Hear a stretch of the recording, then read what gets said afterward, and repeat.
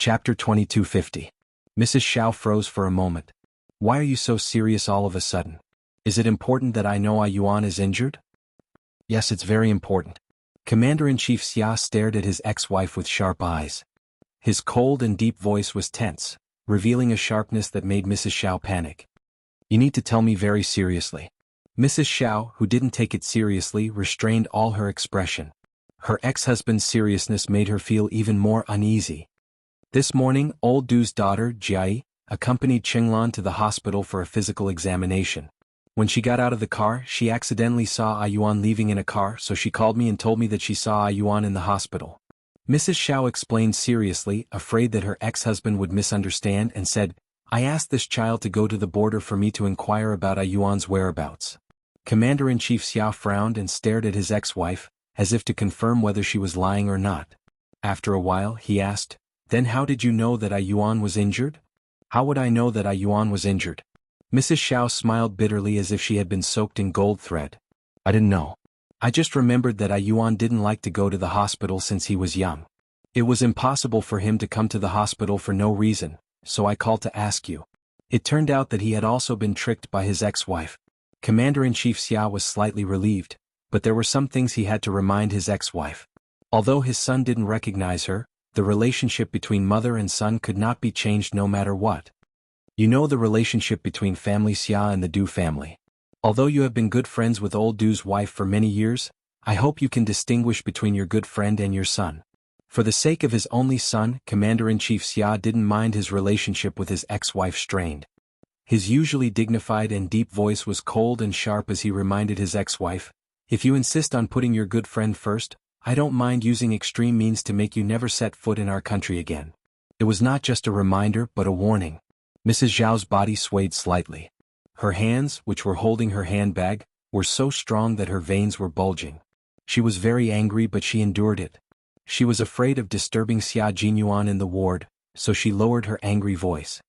Xia Xinhui, in your eyes, am I someone who doesn't even care about her own son's life? Something like that. Facing his ex-wife's anger, Commander-in-Chief Xia said calmly, Sixth brother thinks so too. More or less. Sixth brother thinks so too. Hearing this, all of Madame Zhao's anger disappeared. In an instant there was no color in her eyes, only darkness. Don't worry. Between my best friend and my son, I will naturally choose my son. The anger and questioning just now seemed to have exhausted all her strength. She grabbed the handrail on the wall of the hospital for patients to walk slowly with one hand. She seemed to have aged a lot in an instant and said softly, I came here this time to see my son and tell you and my son that old Du seems to be interested in Yuan. Since the last time I met Yuan, old Du and his wife have been asking about Yuan, intentionally or unintentionally. I know even less about Yuan's current situation than the couple. It's useless to ask me. Today Jai called me. At the same time, I was surprised and even more certain that old Du has his eyes on Yuan. Taking a deep breath, Madame Xiao, who was still elegant no matter how embarrassed she was, looked at her ex-husband tiredly. Facing her ex-husband's vigilance and thinking of her own son's indifference, Madame Xiao knew that she would have to live the rest of her life in pain for the sins she had committed in the first half of her life. Retribution, this was what the Buddhist scriptures called karma. Chapter 2251. Tell Yuan to be careful. You don't have to worry about Qinglan. I won't say that Yuan is injured. After saying that, Madame Xiao held onto the armrest and slowly turned around. She walked very slowly, her hand never leaving the armrest. She walked out of the sight of Commander-in-Chief Xia so slowly and gracefully. One good thing about Madame Xiao was that she didn't make promises easily, but she wouldn't make any mistakes when she did. Old Du is probably suspicious about what you've been doing in the army. Commander-in-Chief Xia returned to the ward, his dignified face still cold. He said in a deep voice, You and Xiao Yi should come back to Beijing as little as possible in the future. Old Du was different from other people. He was the Deputy Chief of Staff of the General Staff Department. Although the information of all the soldiers in the Snowfield Brigade was top secret, he still had to be careful that old Du didn't touch the border. The door of the ward wasn't closed tightly. Xia Jinyuan, who was lying on the bed, heard the conversation outside clearly. Compared to Commander-in-Chief Xia's seriousness, he was much more relaxed. I'm afraid it will be a little difficult. Your daughter-in-law has found her family. She will definitely come back to Beijing as long as she has time off. If she comes back and I happen to be on leave, I will definitely come back with her. Found her family? Commander-in-Chief Xia, who still didn't know what was going on, frowned. Speak clearly. Don't beat around the bush. Speak half of it and leave half of it out. It's a long story. Xia Jinyuan, whose mood wasn't affected by Madame Zhao's visit, sat up straight. When it came to the Yu family, his attitude had to be serious. Old man Xia, what I'm going to say is all true. I guarantee it's 100% true. Also, it's a bit too much information. Do you want to prepare a heart-saving pill first? Get lost. Make it clear. Commander-in-Chief Xia couldn't stand his son's indecent behavior. He sat upright, but his tone always had a hint of hooliganism, especially when he was talking to him. Then listen carefully. It's about your daughter-in-law's background. Do you want to drink some water first? I'll prepare a glass of cold water for you. Xia Jinyuan wasn't being indecent. He was just being picked on by the commander-in-chief. He got up and poured a glass of water for him before starting to talk about business. Old Mr. Fu, one of the founders of our country's missiles, atomic bombs, and space satellites, you must be familiar with him. Nonsense. I still have old Master Fu's brush and ink in my study. How can I not be familiar with it? Xia Jinyuan, you'd better speak properly. As soon as he spoke, Commander-in-Chief Xia glared at him. How dare they talk about old Master Fu? Xia Jinyuan, who felt that there was a communication barrier between him and old man Xia, raised his hand and rubbed his forehead. He adjusted his breathing and continued to speak calmly. Yi Jian is old Master Fu's granddaughter, his biological granddaughter. I'm not talking nonsense. It's you who doesn't have the patience to hear me out. His daughter-in-law was old Master Fu's granddaughter. Commander-in-Chief Xia's first reaction was to splash the water in the glass on his son, who was giving him a headache. His hands trembled and he stopped himself. Xia Jinyuan noticed his actions and raised his eyebrows. Are you so frightened that you want to splash water on my face? Or do you not believe me and want to splash water on my face? Well, Commander-in-Chief Xia's expression was even colder than when he was talking to Madame Xiao. Sixth brother, you have to be responsible for what you say. Do you know what you just said? So he didn't believe him? Well, that's right. Even he didn't quite believe him at first. It was normal for old Master Xia, who was extremely cautious and strict about everything, to not believe him. If he didn't believe him, he would explain himself until he believed him. Chapter 2252. I've always been responsible with my words. Your daughter-in-law is indeed old Master Fu's granddaughter. When you called Yi Qian just now, I was accompanying her to meet old Master Fu at Jianghu Garden. Old Master Fu's grandson, who is also my comrade, Li Jinyan, was also with us. Yi Qian is still accompanying old Master Fu at Jianghu Garden. I asked her to come over with Li Jinyan to watch the promotion ceremony tomorrow. Commander-in-Chief Xia was a little out of breath. He didn't believe it before, but now he was 100% sure that Xia Jinyuan wasn't lying to him. His daughter-in-law was actually old Master Fu's granddaughter. Even though he had been through a lot, he was still shocked for a long time before he came back to his senses. He said in a low voice, the military investigated Xiao Yi before, but they couldn't find anything. How did you know? You didn't even say a word, and even I didn't know. You didn't even mention anything to me about such an important matter. Although he was shocked, his question was still very sharp. Xia Jinyuan saw that the commander-in-chief's expression wasn't too good. He knew that the impact of this matter was quite big. He hurriedly said, drink some water to calm yourself down. I didn't know earlier than you did. It all happened this morning. I rushed back to the hospital because I was afraid that you would wait for me. Secondly, I wanted to tell you about this matter as soon as possible. Commander-in-Chief Xia's expression eased. The news came too suddenly and he still needed time to digest it. Are you sure it's true? Tell me how you found out that Xiao Yi was old Master Fu's granddaughter. This is such a big matter. It's not something that can be solved by old Master Fu's nod of approval. If something goes wrong, all of you will be stripped of your military uniforms. This was no small matter. The main reason was that old Master Fu's identity was special. Suddenly having a granddaughter was not something that could be solved with his own family behind closed doors. He recounted in great detail the photo in Li Jinyan's hands, how Yi Qian's parents missed it, and how old Master had secretly sent people to investigate. Father-in-law was afraid that he would implicate mother-in-law, so he waited until old Master came to visit him a year later. He didn't dare to say much and only hurriedly wrote a few words in old Master's palm. Based on the photos left behind by your father-in-law and your mother-in-law's name, you secretly went to the army to inquire about it. 20 years have passed since then. It wasn't until Li Jinyan brought the photos here today that we found out about the twists and turns in the story. Commander-in-Chief Xia, who had listened to the whole story, sighed heavily. Suddenly he thought of a very important problem.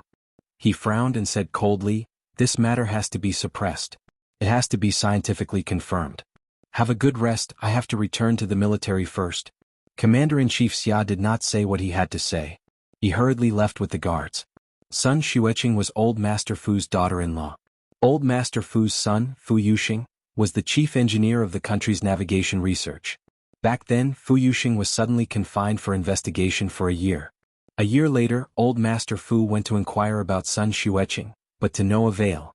When Xiao Yi was 3 years old, Sun Xueqing sacrificed herself, and all her information was erased. Commander-in-Chief Xia thought of all these and his footsteps became faster. His expression became colder.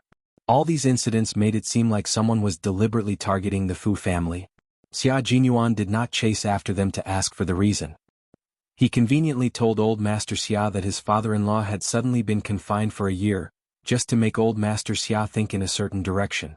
The smart and capable Old Master Xia must have already thought in a certain direction. He left the rest of the matter to the military and the military commission. He and Little Fox did not have to interfere for the time being. Chapter 2253. Because Xia Jinyuan's eyes flashed with a cold light. There were some things that he and his Little Fox could not interfere with. What was his Little Fox doing now? Chatting with the old man with the Devil King? He never thought that the Devil King, whom he had warned to be one step too late, would become the Little Fox's brother, and he would be the one who brought the two siblings together. He had to admit that this was the fate between him and his Little Fox. Yi Qian spent the entire day with the old man. He did not go anywhere except home. The old man, who had just reunited with his granddaughter, was so hale and hearty that he even spoke with vigor. When it came to dinner, he ate half a bowl of rice more than usual. He also went to bed 2 hours earlier than usual. Usually he would only go to bed after 12, but tonight he was already sleepy at around 10. In the old man's words, "A long life of 100 years is too short. I have to at least live to 110 years old." Yi Qian and Li Jinyan laughed when they heard this. Li Jinyan even said, "You're only 88 years old now. You should live to 120 years old." The old man was born in the first year of the Republic of China. "I don't expect to live to 120 years old. I'll try my best to live to 110 years old. I'll be happy to see the two of you start a family, get married, and have children. I'll be able to hold my great-grandchildren." The old man, who was originally a little sleepy, became energetic again when he talked about future generations. He said excitedly, "I became a grandfather at 61 years old. I'm 88 years old this year. Let's see if I can become a great-grandfather again when I'm 90 years old. Little Miss Jian is still young. I remember that female soldiers can only get married and have children at 24 years old. Junior officers can only get married at 26 years old. Let's see if I can hold my grandchildren then. Then I'll have to wait another 6 years. I have to live well and strive to live to 110 years old. I'll live to have children and grandchildren." The old man's greatest wish was to have children and grandchildren. Before he went to bed, he did not forget to remind his grandson, Li Jinyan, to write the letter as soon as possible and send it to Yi Qian's father so that he could be happy. Li Jinyan felt that his uncle was not happy. He should be so excited that he was dancing with joy and tears. She gently closed the door and said to Yi Qian, who had a gentle smile on his face, "When I was 24 years old, old Mr. mentioned that he wanted to have a great-grandchild. Now that you're here, we can share the responsibility and reduce the pressure by half." He joked very seriously. Yi Qian tried so hard to hold back his laughter that his shoulders twitched. "Then you have to continue bearing the burden.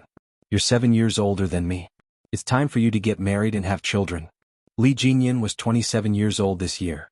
It was time for him to get married and have children. "If I find a suitable girl, I will marry her immediately." Li Jinyan smiled and pushed open the door of the small study he had stayed in during the day. "Come in and have a seat. I will tell you about the history of the Fu family. Then you will know why grandfather wants us to get married and have children." Li Jinyan knew that she was bold. In the past, because of his status, she didn't dare to tease him.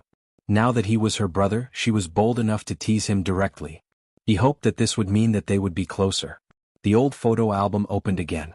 Li Jinyan pointed at the photo taken in front of the Fu family's old mansion. His cold voice filled the darkness of the night as he said in a low voice, "The Fu family was a wealthy merchant family. They started their business in the late Ming and early Qing dynasties, and they declined when the old man was 28. From prosperity to decline, from being a wealthy family in Jiangnan to not even having a place to live. Yi Qian flipped through the photo album and listened to Li Jinyan talk about the history of the Fu family. Once again his heart felt so heavy that it was difficult to breathe. Chapter 2254. He didn't feel much when he heard about his grandfather's and grandmother's life in the hospital, but now that he was no longer in the right state of mind, he felt so sad that his heart was twisted into a ball. When grandfather was 37, grandmother gave birth to my mother, who is your aunt. When your father was born at the age of 40, uncle was just 1 month old. Grandfather entrusted uncle to great-aunt's family. It wasn't until uncle was 9 years old that grandfather found uncle on the streets. On the streets? Yi Qian's heart ached as he asked in a hoarse voice, "My father, why was he on the streets?" Uncle didn't mention it and grandfather didn't say either. If you want to know, you can ask uncle. He knew everything about the Fu family, but he didn't know the reason for this. Actually, it doesn't matter whether you know or not. If you ask again, it might be another sad story. Yi Qian pursed his lips. His brother was right. Grandfather had gone through too much. Why should he bring up the sad past? After closing the album, Yi Qian's heart was so heavy that he had to drink several glasses of warm water in order to slightly ease the pressure in his heart. After putting away the album, Li Jinyan took out a pen and a letter and placed it in front of Yi Qian. Under the warm light, a faint smile appeared on his cold, handsome face. Write a letter to uncle. Do you have a photo? Send a photo to uncle and let him see you. He works at a missile research center in the northwest. He hasn't been home for 4 years. Works at a missile research center. Yi Qian, who had never met his father, was full of respect for him. I don't have a photo. I only have a photo on my student ID. Scan it and send it to Dad. Yi Qian took out the student ID that he always carried with him. It's a photo from the front. It's very clear. After taking the student ID, Li Jinyan carefully looked at the photo on her ID. It was very clear and beautiful. Her gaze was cold and strong. Just looking at her made him feel comfortable. This was Li Jinyan's sister. Their blood relationship would never change. The letter and the scanned photos of the student IDs were sent out the next morning. It would take at least a month for them to finally reach Chief Engineer Fu Yuxing. Yi Qian, who was sitting below the stage, was fully focused on the dozens of officers on the stage. Yi Qian knew all of them. They were his comrades from the Storm Commandos and the Snowfield Brigade. You must cherish your honor and never forget your original intentions. You must remember your mission and take responsibility for your actions. You must never let down the people, the military ministry, the military commission, and the chairman's trust in you. Be loyal, always remember what your responsibilities are and what your responsibilities are. Always remember that you are a soldier who protects the country. Serve the country, be loyal to the people, be loyal to the country. Commander-in-Chief Xia stood in front of the rostrum and spoke in a solemn voice, full of military might. He told all the promoted officers that a military rank was the highest honor bestowed upon a soldier by the country, and that they should remember their mission and responsibility as a soldier at all times. The promotion ceremony began with the solemn national anthem. The officers lined up neatly in front of the rostrum. Commander-in-Chief Xia, Major General of the Army, and Major General of the Navy respectively presented them with their military ranks. Yi Qian watched as Commander-in-Chief Xia personally removed the major rank from Xia Jinyuan's epaulet and fastened the lieutenant colonel rank epaulet. At that moment, Yi Qian was so excited that it was as if he had been promoted himself. The ceremony ended with the majestic singing of the People's Liberation Army. All the promoted officers saluted the rostrum and the audience. Chapter 2255. There were not many people in the audience. This was a military promotion that was not made public. When Xia Jinyuan walked to Yi Qian's side, the military rank on his shoulder was still that of a major. To outsiders he would always be a major. Yi Qian's gaze softened as he looked at the man walking towards him. Li Jinyan, who was walking beside Xia Jinyuan, stopped in time and said to him, "I have something to do. Accompany my sister first." His sister's eyes were fixed on him. He had better be sensible and leave. Xia Jinyuan smiled slightly. It was not bad to have such an observant brother-in-law. You're returning to the base this afternoon, right? I'll bring her over to look for you later. My dad still has something to discuss with the three of us. See you later. Commander-in-Chief Xia needed to discuss Yi Qian's return to the Fu family in detail with the three of them. Okay. Li Jinyan nodded. Since the commander-in-chief had invited him over, he did not say anything else and turned to leave. The Devil King today was the normal Devil King. His face was stern and his words were simple. No one was allowed to approach within 30 feet of him. Yi Qian saw him walking towards the commander-in-chief and knew that he had something to do. She stood in place and waited for Xia Jinyuan to walk over. The man in the military uniform walked elegantly. With every step he took, Yi Qian felt her heart skip a beat. Today he was wearing a winter military uniform that was only worn for major celebrations and important foreign affairs activities. It was a Western-style suit with a white shirt and a navy tie. On the outside, he wore a well-ironed military uniform that exuded the aura of a soldier. As he walked, he looked more elegant and dignified than the regular military uniform. It also showed more military might. This was the first time Yi Qian saw him in a military uniform. It had gold embroidery and gold embroidery. It was so handsome that she could not take her eyes off him. No wonder Li Jinyan was so perceptive. Even his eyes were fixed on him.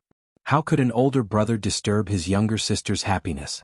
Xia Jinyuan had never been stingy with his charm, especially in front of Yi Qian. Even his hair was extraordinarily charming. Seeing that Yi Qian's gaze never left him, the young lieutenant colonel's footsteps became lighter. "Why are you so engrossed?" He walked closer and stood in front of her. Under the military cap, his handsome face had a gentle smile. Indeed, even the strands of his hair had their own charm. "You have to be more reserved, little fox. You're almost drooling. Your brother wanted to come and look for you, but he was too embarrassed to come with you when he saw you staring at me." The young lieutenant colonel became even more charming. His every move. Yi Qian, who was engrossed by his teasing, couldn't help but blush. Her? Very handsome. Is the kind of handsomeness that makes me mesmerized. Xia Jinyuan couldn't help but laugh. The little rascal's guts were almost as big as the sky now.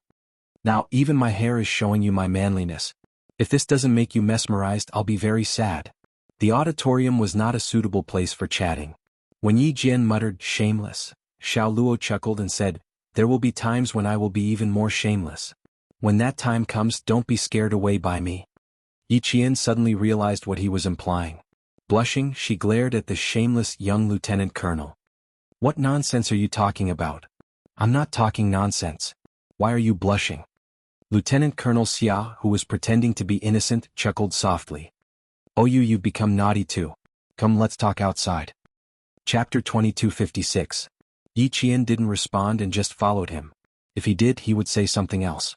Yi Qian glanced at his shoulder, pursed his lips, and took a few steps forward. He frowned and hesitated for a while before he asked, "Captain Xia, why does the Snowfield Brigade keep their military ranks the same?" "Because they carry out too many dangerous missions. Once captured, the higher the military rank, the more dangerous it is. Sometimes, not only do we have to guard against the people outside, we also have to guard against the people inside. The missions carried out by the Snowfield Brigade are state secrets, and spies are everywhere in our country. Keeping the military ranks the same is also a form of disguise." It wasn't a secret that the military ranks didn't change to the public. He could tell Yi Qian. "As you can see, the only people who promoted us are Major General, Commander of the Navy, and Commander-in-Chief Xia. The Snowfield Brigade and the Tri-Habitat Frogman Assault Team don't belong to any army. The only leaders we face are these three, and it's also for the sake of our safety. And you, if you are awarded the rank of captain after graduation with your military achievements, you can actually be promoted to the rank of major. However, according to our country's military rank promotion system, each promotion from first lieutenant to colonel takes 4 years. You may be promoted to major directly after joining the team, or you may have to wait 4 years before you can be promoted to major. Next time, I hope I'll be the one to watch you get promoted." Before they walked out, Xia Jinyuan said solemnly. Yi Qian smiled and looked at the man she admired. "I also hope and look forward to that day. Then let's look forward to it together." He looked at her and smiled. Their gazes intertwined with each other. The love between Yi Qian and Xia Jinyuan was never about one side being strong and the other being weak. They pursued a love that was evenly matched. They could be each other's support when the other was in danger, and they could also stand shoulder to shoulder when the other was at the peak of glory. The love they pursued was such a love. Soon, the two of them met up with Li Jinyan and went to Commander-in-Chief Xia's office together. At this time, the Deputy Chief of Staff Du was at home with Madame Li, who had been angered by Yi Ying to the point that she had an old illness, a headache. "Don't worry too much about the outside world these few days. Focus on recuperating. Deputy Chief of Staff Du sighed as he placed the boiled Chinese medicine on the bedside table. I have enough to deal with in the company and at home. Let's talk about the outside matters after you've recovered. What can a little girl do? She's already back in the southern province. Out of sight, out of mind. What do you have to worry about? We have to pay more attention to Shirley's son. Madame Li, who had a headache, was half lying on the bed with a hot towel on her forehead. When she heard this, her eyes turned sharp and she said coldly, "Now that I've embarrassed myself, everyone has to smile at me." This resentment can't be erased by her returning to the southern province. She dares to play tricks on me and make me lose face. If I don't let her know how powerful I am, I can't guarantee that anyone will climb up and step on me in the future. You don't have to worry about me. I know what I'm doing. As for Shirley's son. Madame Li removed the hot towel from her forehead and her expression became much more serious. I asked Schumann if she went to the hospital for a checkup. She said she did, but she couldn't find him. Shirley said he probably went to visit his comrades. Aren't you thinking too much? It's not like you don't know how bad Shirley's son is. Now that he's wearing a military uniform, if he doesn't act like a decent person, how can Shirley show his face? Deputy Chief of Staff Du shook his head. He's not pretending. It's the aura he exudes. He's a thug. He doesn't look like he's just idling around in the army. Chapter 2257. Mrs. Li didn't say anything more, but raised her hand to cover her forehead and closed her eyes tiredly. She had a nervous headache which couldn't be controlled by drugs. Rest was the best treatment. But with so many things at present, how could she be allowed to rest? Well, you'd better rest more and think less.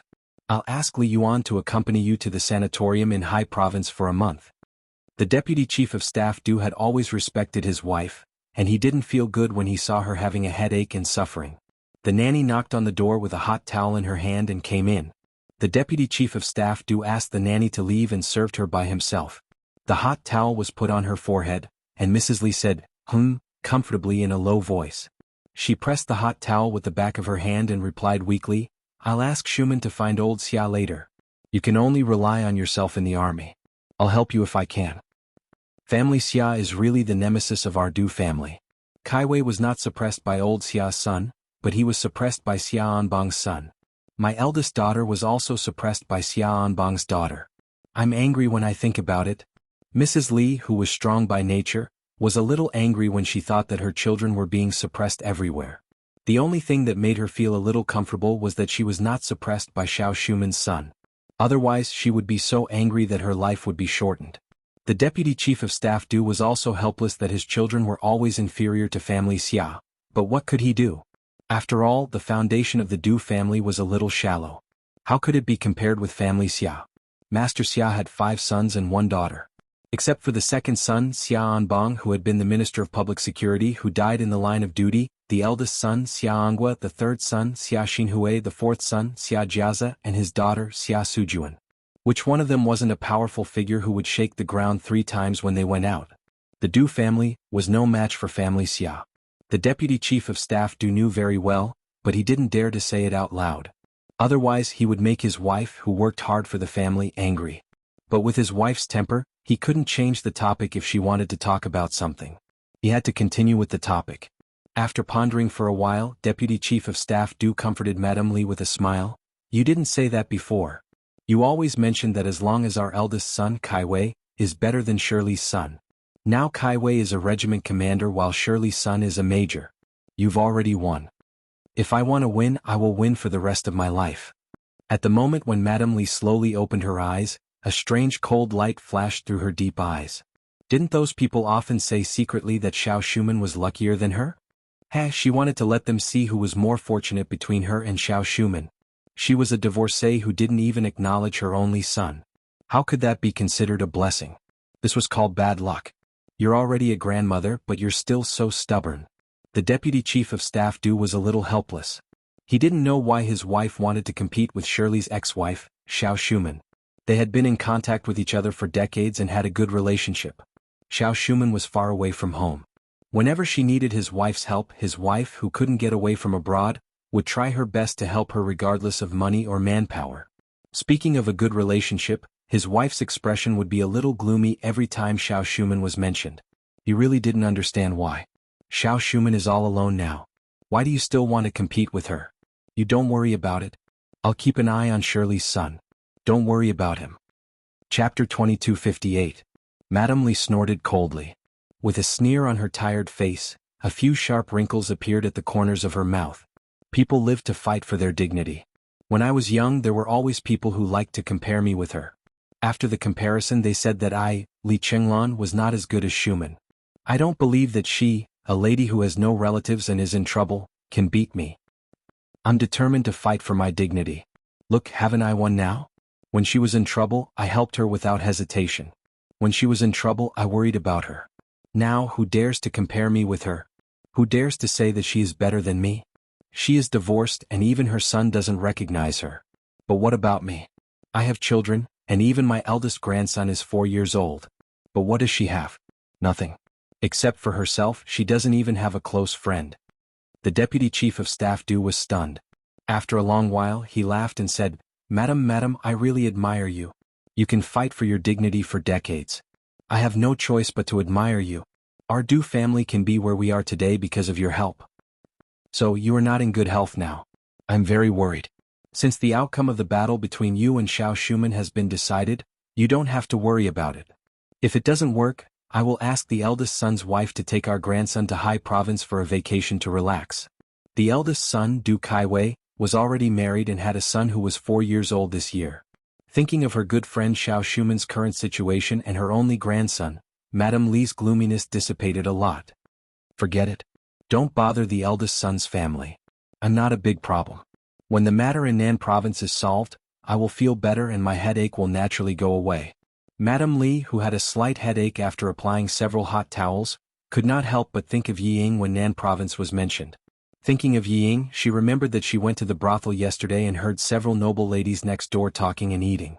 Her head, which had finally calmed down, suddenly throbbed with pain as if it was being pricked by needles. Ying. It was this bitch who made her the laughingstock of the upper-class circle in the capital. Did she think that after paying a fine and going to the police station for a few days, everything would be fine? In her dreams. Since she liked to change men so much, he would let her change men several times a day. Madame Li had always been ruthless in her dealings. Now that Sun Ying, whose surname was Sun, wanted to escape safely, it was simply wishful thinking. It was impossible. Madame Li, who had a splitting headache and had to take 2 painkillers, waited for the deputy chief of staff Du to leave. With a fierce look on her face, she called Du Kongyue, the eldest brother of the deputy chief of staff Du, who was now the second in command of your province. Ying definitely wanted to come out. Alright, then let her come out first. Once she came out, she would definitely make her life a living hell. With Madame Li's intervention, just as Xia Jinyuan had said, they did not have to care about Ying anymore. They just had to focus on their own lives. Xia Jinyuan, who was sitting respectfully in front of the old man and being scrutinized by the old man, maintained the standard sitting posture of a soldier. His expression and breathing were relaxed, and he tried his best to make himself look natural in front of the old man. The young lieutenant colonel, who was restless even when recuperating, walked out of Commander-in-Chief Xia's office. When he heard his brother-in-law say that he was sending his girlfriend back to Dangrui Garden, Lieutenant Colonel Xia made up his mind to follow. Commander-in-Chief Xia was even more supportive. He said from behind the 3 of them, Lao Lu, accompany Xiao Yi to visit the old man. Remember to bring some gifts. Don't be rude. Chapter 2259. Xiao Yi was very outstanding. In the past, when she was held tightly by his son, he was still a little worried that his daughter-in-law would be snatched away by other outstanding men. Now that his daughter-in-law had become Old Master Fu's granddaughter, he was even more nervous. Old Master Fu had dedicated his entire life to the country. He was involved in the 3 major fields of missiles, atomic bombs, and space satellites. There were countless outstanding students under Old Master Fu's tutelage, and countless outstanding students who were still unmarried. If Old Master Fu brought Xiao Yi to a blind date on a whim one day, he would be worried for Six's brother whenever he thought of that scene. With Xiao Yi's appearance, talent, and ability, only Old Master Fu would look down on others. No one would look down on Xiao Yi. Commander-in-Chief Xia, who was afraid that his future daughter-in-law would be snatched away, felt that he was really worried sick. He had to hurry up and express his feelings in front of Old Master Fu before everything started. At the same time, he had to show his face and leave a good impression. As a father, he thought a little too much, but as a son, he didn't think so much. It was definitely necessary for him to pay a visit and show his face in front of Old Master Fu to leave a good impression. As for whether Yi Qian would be snatched away by other outstanding men, Xia Jinyuan didn't think in that direction. Old Master Fu's gaze was very sharp. When he swept his gaze over, it was as if he could make demons and monsters have nowhere to hide. Under such a sharp gaze, Xia Jinyuan maintained the steadiness of a soldier. He didn't move or sway and was as majestic as a mountain. Yesterday, old Master Fu, who was in a bad mood, only looked at him briefly and focused all his attention on Yi Qian. Today, facing Xia Jinyuan, who was obviously related to Yi Qian, old Master Fu's gaze was not only sharp but also quite detailed. After sizing him up for at least 5 minutes, old Master Fu retracted his gaze and nodded secretly. He was a very good young man. Just his majestic aura alone made him feel at ease. Xia Jinyuan saw the satisfied look in the old man's eyes, and his tensed heart immediately relaxed. The old man's gaze was comparable to the old man's. Just a glance from him could make one's blood turn cold. It could turn a tiger into a rabbit in an instant. No one dared to be presumptuous. Xia Jinyuan's heartstrings had just loosened when he suddenly felt the old man's gaze fall on his face and scrutinize him. His breathing almost became erratic as he revealed a calm smile and allowed the old man to scrutinize him. The old man's gaze landed on Xia Jinyuan's face, and his eyes narrowed slightly. After a rough look yesterday, he immediately felt that this young man's appearance gave him a sense of familiarity. Today, after a closer look, the more he looked, the more he felt that he was acquainted with an old friend of his. He didn't know if this young man was a descendant of his old friend. That old friend of his not only had status, but his character was also unquestionable. He was upright, loyal, and honest. He was loyal to the country and did his best for the people. As a member of the Special Forces, Xia Jinyuan noticed that the way the old man looked at him had changed. It was because he was recalling another person's gaze through him. In front of the elderly, Xia Jinyuan had always been polite. He sat upright with his eyes open and his smile elegant. No matter how the old man scrutinized him, he didn't show any disrespect. As a soldier, no matter what, his back must be straight and his gaze must be open and candid. No matter where he sat, even if he didn't move, his strength of character and integrity could subdue others. The old man, who had seen countless people, nodded repeatedly in his heart. His gaze was no longer sharp. Instead, he smiled with satisfaction and asked kindly, "Your surname is Xia and you're from the capital. There aren't many people in the capital with the surname Xia. Are you related to General Xia Yunkue? Don't be so formal. Just take it that I'm helping my granddaughter to choose someone." Chapter 2260. The open-minded old man did not want to make things difficult for a young man. Moreover, this young man had come with his granddaughter yesterday and today again. Even though his granddaughter did not say anything, he knew who this young man was. Grandson-in-law. Not bad. In terms of appearance, he was worthy of his granddaughter, not to mention his temperament. He was very satisfied with the young man's calm temperament. In addition, he was similar to an old friend, so he liked him even more. Yesterday, Xia Jinyuan was only there to boost Yi Qian's courage. Today he was visiting as his grandson-in-law. His state of mind was completely different. While he appeared calm, he also revealed the elegance of a century-old family history. Faced with the old man's question, he smiled and said, "Yes, it's my grandfather. He retired 15 years ago. Now he and my grandmother are at home tending to flowers and fish." "So you're General Xia's descendant. No wonder you're so imposing." The old man nodded slightly. He was indeed the descendant of an old friend. Only the descendant of an old friend could be so outstanding. General Xia was a righteous man. Back then, he had almost been unable to return to the aerospace department. It was General Xia who had stepped in and single-handedly made him stay in the aerospace department. Thinking that this young man was the grandson of an old friend, the old man was even more satisfied. The smile on the old man's face became even more benevolent as he smiled and said, "Your grandfather and I are old acquaintances. Back then he even helped me. I didn't expect that after going around in circles, General Xia's grandson and my granddaughter would become a pair." Actually, Xia Jinyuan's palms were sweaty. When he heard that the old man and his grandfather were old acquaintances, the last trace of nervousness in his heart disappeared. When he heard the last sentence, "They were a couple," the wetness in his palms gradually disappeared. Their grandfathers were actually old acquaintances. As expected, he and the little fox were not from the same family. They would not enter the same house. Although he knew that the old man was satisfied with him, Xia Jinyuan did not dare to be careless. He smiled and said, "If you didn't mention it, I wouldn't have known that you two were old friends. Grandfather likes to stay at home now. Today he tends to the flowers and plants. Tomorrow he carries a hoe to cultivate a small piece of land to plant some fruits and vegetables. In the spring, the flowers and plants in the backyard bloom delightfully. In the summer, green fruits hang on the branches. When the fruits are harvested in the autumn, there are some that can't be finished. Grandpa sends some to the neighbors to share the fruits of his labor. Old Master Fu, who loved to listen to such things, laughed heartily. His old voice was rich and strong. General Xia told me before that when he retires, he will go back home to farm. He can't farm, but he can cultivate the land. You even have surplus grain to give to your neighbors. It can be seen that General Xia is quite healthy. Yi, good. Hearing the laughter from the study, Li Jinyan's cold eyes narrowed slightly. It seemed that his grandfather approved of Q King's identity. Yi Jian took the supplies in his hand and put them aside.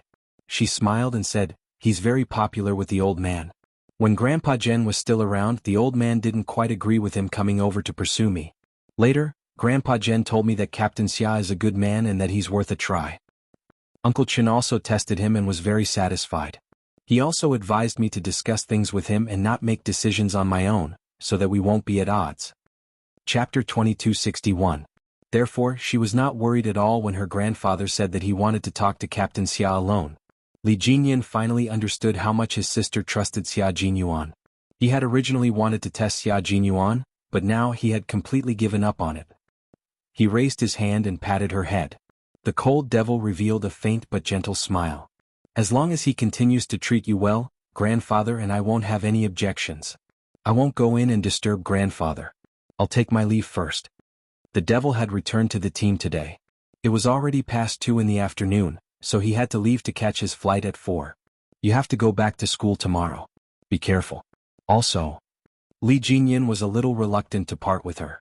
He picked out the important things to remind her. "Also, there are only a few months left before you go abroad for the competition. You have to hurry up and train when you get back, especially in terms of physical fitness. If there's anything, call the duty room first. I'll call you back when I'm back." This was her brother, whose blood was thicker than water. He cared for her in every possible way, afraid that she would be wronged. Yi Qian felt warm inside. She nodded and replied seriously, "Brother, don't worry. I'll take care of myself. I'll go back to school tomorrow afternoon. I'll keep grandfather company and make him happy." After all, women were more attentive than men. Li Jinyan completely believed that she would make the old man happy. The old man was indeed very happy. Knowing that his grandson didn't want to disturb his mood, he quietly returned to the team. He sighed for a while, but because of Yi Jian and Xia Jinyuan's company, the kind smile on his face never disappeared. It was already 7 in the evening when Xia Jinyuan left Dangui Garden. Walking out of the warm house into the cold night outside, Xia Jinyuan held his girlfriend's hand and sighed with a smile. Old man Xia laughed at me and said that you won't have much time to accompany me in the future. Seems that he was right. What should I do, little fox? I can't bear to leave. I can't stay overnight in Dangui Garden. I have to leave even if I don't want to. Yi Qian pursed his lips and smiled. You were the one who said that it wasn't appropriate for Grandpa to ask you to stay the night. Now you're telling me that you can't bear to leave. Why don't you just go back with me? The witty Yi Qian's eyes twinkled, and there was an indescribable craftiness in them. Seeing this, Xia Jinyuan's heart itched and melted, and even his eyes darkened a little. Today's main purpose is to leave a good impression on old Mr. If I really stay overnight, even if old Mr. doesn't say anything, his impression of me will definitely be greatly reduced. If an unmarried man and woman were to live in the same house, the older generation would more or less feel uncomfortable. For the sake of my lifelong happiness, I have to leave no matter how much I want to stay. Lieutenant Colonel Xia, who planned slowly, would not lose the big for the small, lest he suffer in the future. Hearing this, Yi Qian smiled so widely that his eyebrows curved. He turned to look at her and said to her with a smile, Captain Xia, close your eyes. I'll give you a reward for your performance today. No, put your hands behind your back first. Don't move around. The doctor said that your wound is recovering well, so you still have to be careful. If the doctor hadn't said that he could move around, she wouldn't have let him accompany her back today. Xia Jinyuan raised his eyebrows. He could guess what reward he would receive. It was a reward that he liked very much. With his eyes closed, he smiled and bent down slightly to wait for the reward to arrive. When he bent down, Yi Qian didn't need to stand on tiptoe. He only needed to raise his head slightly to kiss his sexy thin lips. A light kiss definitely couldn't resolve the young lieutenant colonel's yearning for a long night. With his hands behind his back, he wrapped them around Yi Qian's slender waist and turned the light kiss into a deep sucking kiss. Chapter 2262. The warmth between the two of them would not last long. Yi Qian was worried about the injury on his waist, so she quickly ended the kiss and covered his thin lips with her hand when she heard his irregular breathing. She was too deep into his kiss, and his thin lips were burning hot against her palm. Yi Qian raised her head to look at him. Her dark eyes were bright, like the stars in the night sky falling into the mortal world.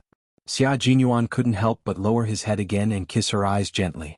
Yi Qian couldn't help but close her eyes when he kissed her. She could feel the deep affection in his kiss. Go in and accompany the old man. I'll leave first.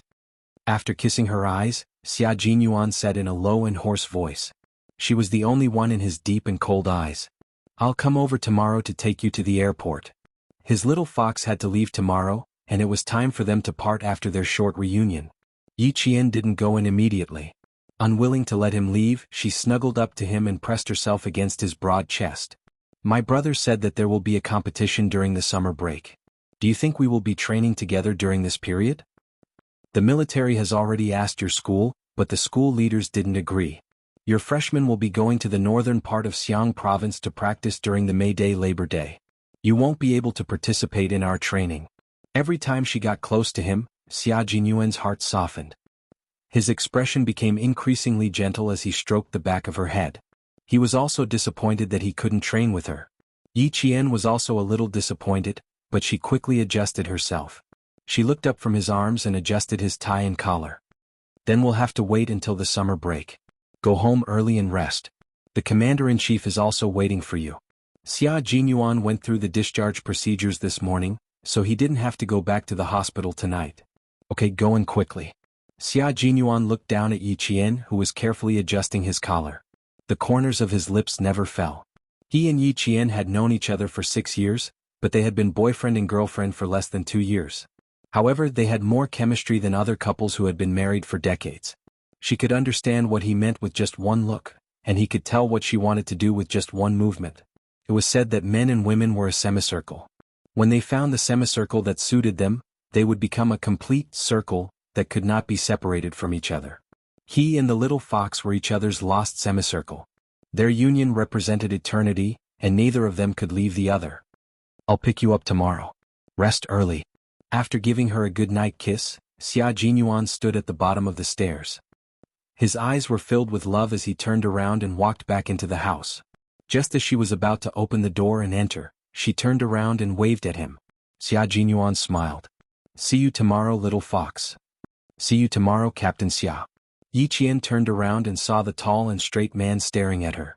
She waved her hand, and only then did she open the door and enter the house with a smile. As soon as the door closed, the elegant and handsome man stopped smiling. His gentle eyes gradually darkened and became so dark that they were unfathomable. An unknown light flashed across the depths of his eyes, leaving behind a faint trace. That was a normal man's burning desire to possess the woman he loved. The 20-year-old Yi Qian was not the 15-year-old Yi Qian. Years of training had made her tall and slender, and her graceful figure was different from the usual delicate girls. She was like a bamboo shoot that had sprouted out of the ground, unafraid of wind and rain. Chapter 2263.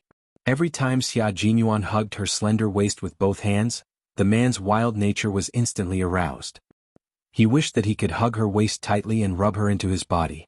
He hid his wildness so well that Yi Qian didn't know that every time he hugged her waist, he would appear noble on the surface and howl like a wolf on the inside. The older she gets, the more seductive she is. She's tempting me to sleep with her at any time. Xia Jinyuan, who hadn't left yet, said softly before starting the car and leaving Dangue Garden. It took a while to drive from Dangue Garden to the villa complex. Xia Jinyuan, who arrived at the villa complex at 9 p.m., walked into the living room while unbuttoning his military uniform. After a few steps, he saw Commander-in-Chief Xia lying on the sofa with his eyes closed. He hadn't even changed out of his military uniform. When his gaze landed on Commander-in-Chief Xia's graying sideburns, Xia Jinyuan's eyes dimmed. In his memory, old man Xia's hair was black and as hard as steel needles. But now, his black hair had dimmed and his sideburns had turned white. His father was no longer young. He was no longer the father in his memory who held up his belt and glared at him fiercely. Xia Jinyuan felt a little suffocated. He walked over quietly and asked, "Dad, why don't you go back to your room to rest?" He rarely called Commander-in-Chief Xia Dad. When he was young, he would call him by his full name when he was angry. Later, when he was provoked by Ms. Xiao, he became mature overnight and realized his mistake. However, because of his pride, he refused to lower his head and simply stopped calling him that. The older he got, the more mature he became. He didn't know when he replaced Dad with Old Man Xia.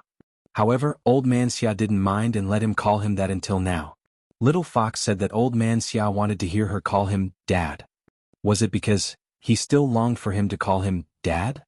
Perhaps it was because of Old Man Xia's understanding of birth, old age, sickness and death, that he naturally called him Dad. Commander-in-Chief Xia's tired face was clearly illuminated by the white light. He was in a deep sleep, so Xia Jinyuan called out Dad again. Only then did Commander-in-Chief Xia open his eyes. Commander-in-Chief Xia opened his eyes like a lion that had just woken up. Although he was no longer young, his gaze was sharp and dignified. As he sat up straight, there was no longer any tiredness on his face. "You're back. Have a seat and tell me about your visit to Xiao Ye's house." Commander-in-Chief Xia sat up straight. After many years of military service, he had engraved the military posture and manners into his soul. No matter what, his back was straight. In Xia Yiwei's words, wherever Commander-in-Chief Xia was present, a family chat would be as tense as a military meeting. Commander-in-Chief Xia, who was sitting up, was a little thirsty. He picked up the thermos on the coffee table and unscrewed it. He glanced at Xia Jinyuan and said uncertainly, "I think I heard you call me Dad just now. Did I hear wrongly?" "You didn't hear wrongly. You're my dad. Why can't I call you that?" Xia Jinyuan sat on the sofa next to him and buttoned up his military uniform again. Old Man Xia couldn't bear to see him take off his military uniform and only unbutton it. It was better not to provoke him in the middle of the night. The guy who liked to provoke him the most suddenly became obedient. Could it be that he ran into trouble at Old Man Xia's place? Could it be that Old Man Xia was dissatisfied with Old Man Xia? Commander-in-Chief Xia's expression became a little serious. One who is unaccountably solicitous is hiding evil intentions. Tell me what happened. Chapter 2264. Xia Jinyuan didn't know whether to laugh or cry. "Why does it sound like you're waiting for me to get snubbed in front of Old Master?" After saying that, he paused for a moment and didn't say anything. He quietly looked at the stern-looking Commander-in-Chief Xia with an obvious look of inquiry. What else could it be? Commander-in-Chief Xia replied faintly, clearly telling Xia Jinyuan why he had waited so long. This kid was getting more and more powerful. As his father, he actually felt a little pressured when his gaze landed on him. He was on guard against Xia Jinyuan seeing through his thoughts. Both father and son were stubborn, so a serious conversation was very unsuitable. If they weren't careful, the smell of gunpowder would fill the air. Only by ridiculing and attacking each other could they continue the conversation. Xia Jinyuan's deep eyes revealed an obvious smile when he heard Commander-in-Chief Xia's reply. "Dad, it seems that I haven't called you that for too long. You're so flattered that it's inappropriate, right?" "Flattered?" Commander-in-Chief Xia's face darkened. He was indeed a little surprised, but what words did he use to describe it? He reprimanded, "Xia Jinyuan, are you itching for a beating? You'd better save your energy. If you can't hit me later, you'll be so angry that your face turns blue." Xia Jinyuan saw that the Commander-in-Chief's face was faintly darkening, so he didn't continue joking. Instead, he lowered his voice and sighed. "When I saw your gray hair just now, I suddenly wanted to call you that. You have to get used to it. When Yi Qian marries into the family, she'll also call you Dad, like me. I prefer Xiao Yi to call me Dad. As for you, go away." Commander-in-Chief Xia, who had a smile in his eyes, sneered in disdain. He glanced at Xia Jinyuan, who was standing upright, and said in a deep voice, "What's Old Master's impression of you?" He was more concerned about this matter. Xia Jinyuan raised his eyebrows. Under the light, there was a faint smile on his handsome face as he replied, "For now, it's not bad. I'm basking in Old Master's glory. For now, Old Master's impression of me is not bad." Basking in Old Master's glory? Commander-in-Chief Xia frowned slightly, then relaxed in an instant, and a faint smile appeared on his serious face. "Old Master and Old Master are old friends. Sixth, you're indeed basking in Old Master's glory. Did Old Master first recognize you as Old Master's descendant? Or did you take the initiative to mention to him?" The former showed that the two elders were not ordinary old friends, but old friends who had a good relationship with each other. Old to me to you, old masters to old master to twos to stay to be to leave to stay in the past. The old man told me that he wanted to invite the old man out for a walk, so he asked me to arrange the time. To be or to be's to him. To be. To it to be old. He. Of old. Old, tease. To old to be ye was old to old ye. Although OL 6 acted frivolously in front of him, he was actually just putting on a show in front of him. When he was outside, he had never heard anyone say that old 6 was not good enough. Old 6's comrade-in-arms, former military school classmate, Major General Yang of the army. Whenever old 6 was mentioned, he would give him a thumbs up. Therefore, when he asked old 6 to accompany Xiao Yi to visit old master, he was confident that old 6 would be able to catch old master's eye. Now that old master was satisfied with old 6, and he was old friends with old master, Commander-in-Chief Xia felt that it was better to strike while the iron was hot. Chapter 2265. Commander-in-Chief Xia's expression became more and more serious as he said, "Since you can walk around with your waist injury, you can drop by the old mansion tomorrow after you send Xiao Yi to the airport and talk to the old man about this." He was also worried that Xia Jinyuan's wound would reopen, so he added, "Let the guards drive tomorrow. You can rest." Xia Jinyuan couldn't help but laugh when he saw this. "You're more impatient than I am." "Of course I'm impatient. You're so unreliable. You're lucky to be able to marry Xiao Yi. Strike while the iron is hot. Let the old man be satisfied with our family first." Commander-in-Chief Xia discussed this matter seriously, but when he saw that Xia Jinyuan was happy and not anxious at all, his face darkened again. "Xia Jinyuan, I'm seriously discussing your marriage with you now. You'd better correct your attitude." "Dad, do you think that Yi Qian and I still need to rely on family connections for our marriage?" Seeing that the commander-in-chief was getting angry, Xia Jinyuan, who had taken a step back, stopped smiling and revealed a rare coldness. "In your eyes, am I a man who needs to rely on his family to solve his marriage? Dad, aren't you underestimating your son too much?" The last sentence was a little cold, as if it was wrapped in ice shards. Commander-in-Chief Xia choked. He had never underestimated old 6. Although this kid has been muddling along since he was little, he was very opinionated. When he did bad things, he was able to cast himself clean, so that other people could not find any weakness that could be used against him. The old master once joked, "Lao Lu is someone who can do big things, he can hold his temper."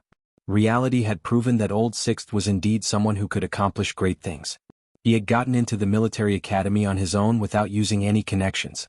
He had applied to join the Special Forces on his own accord and immediately became the team leader of the Special Forces. In the past few years he had achieved countless military exploits, big and small. Everything he had done was done with an indomitable spirit and a clear conscience. However, no matter how capable old 6 was, he was still a naive child in his heart. For some reason, the words that should have been in his heart slipped out of his mouth. Suddenly the living room was silent. The father and son looked at each other and felt awkward. Commander-in-Chief Xia, who had been through a lot, was the first to come back to his senses. Seeing Xia Jinyuan's surprised expression, the commander-in-chief cleared his throat and said with a straight face, "What, aren't you my son?" Cough, cough, yes, I am your son. You are right. Xia Jinyuan, who was trying to hold back his laughter, choked. It was rare to see old man Xia so embarrassed. As his son he had to laugh, but as his father he would have to keep a straight face for the next few days. The pressure would be so low that it would double the pressure on the guards. Other than laughing in his heart, there was also a trace of lament. His old man was indeed old.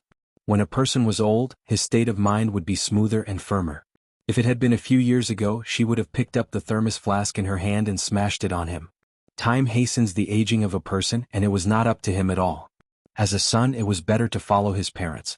After laughing, Xia Jinyuan said, "Although old master and old master are old friends, they haven't contacted each other for a long time. I have to go back and ask old master first. I don't intend to tell old master that Yi Qian is old master's granddaughter for the time being. Yi Qian sent a letter to father-in-law early this morning. I think it won't be too late to tell him when he comes back. You see, the military commission is currently investigating my mother-in-law's death.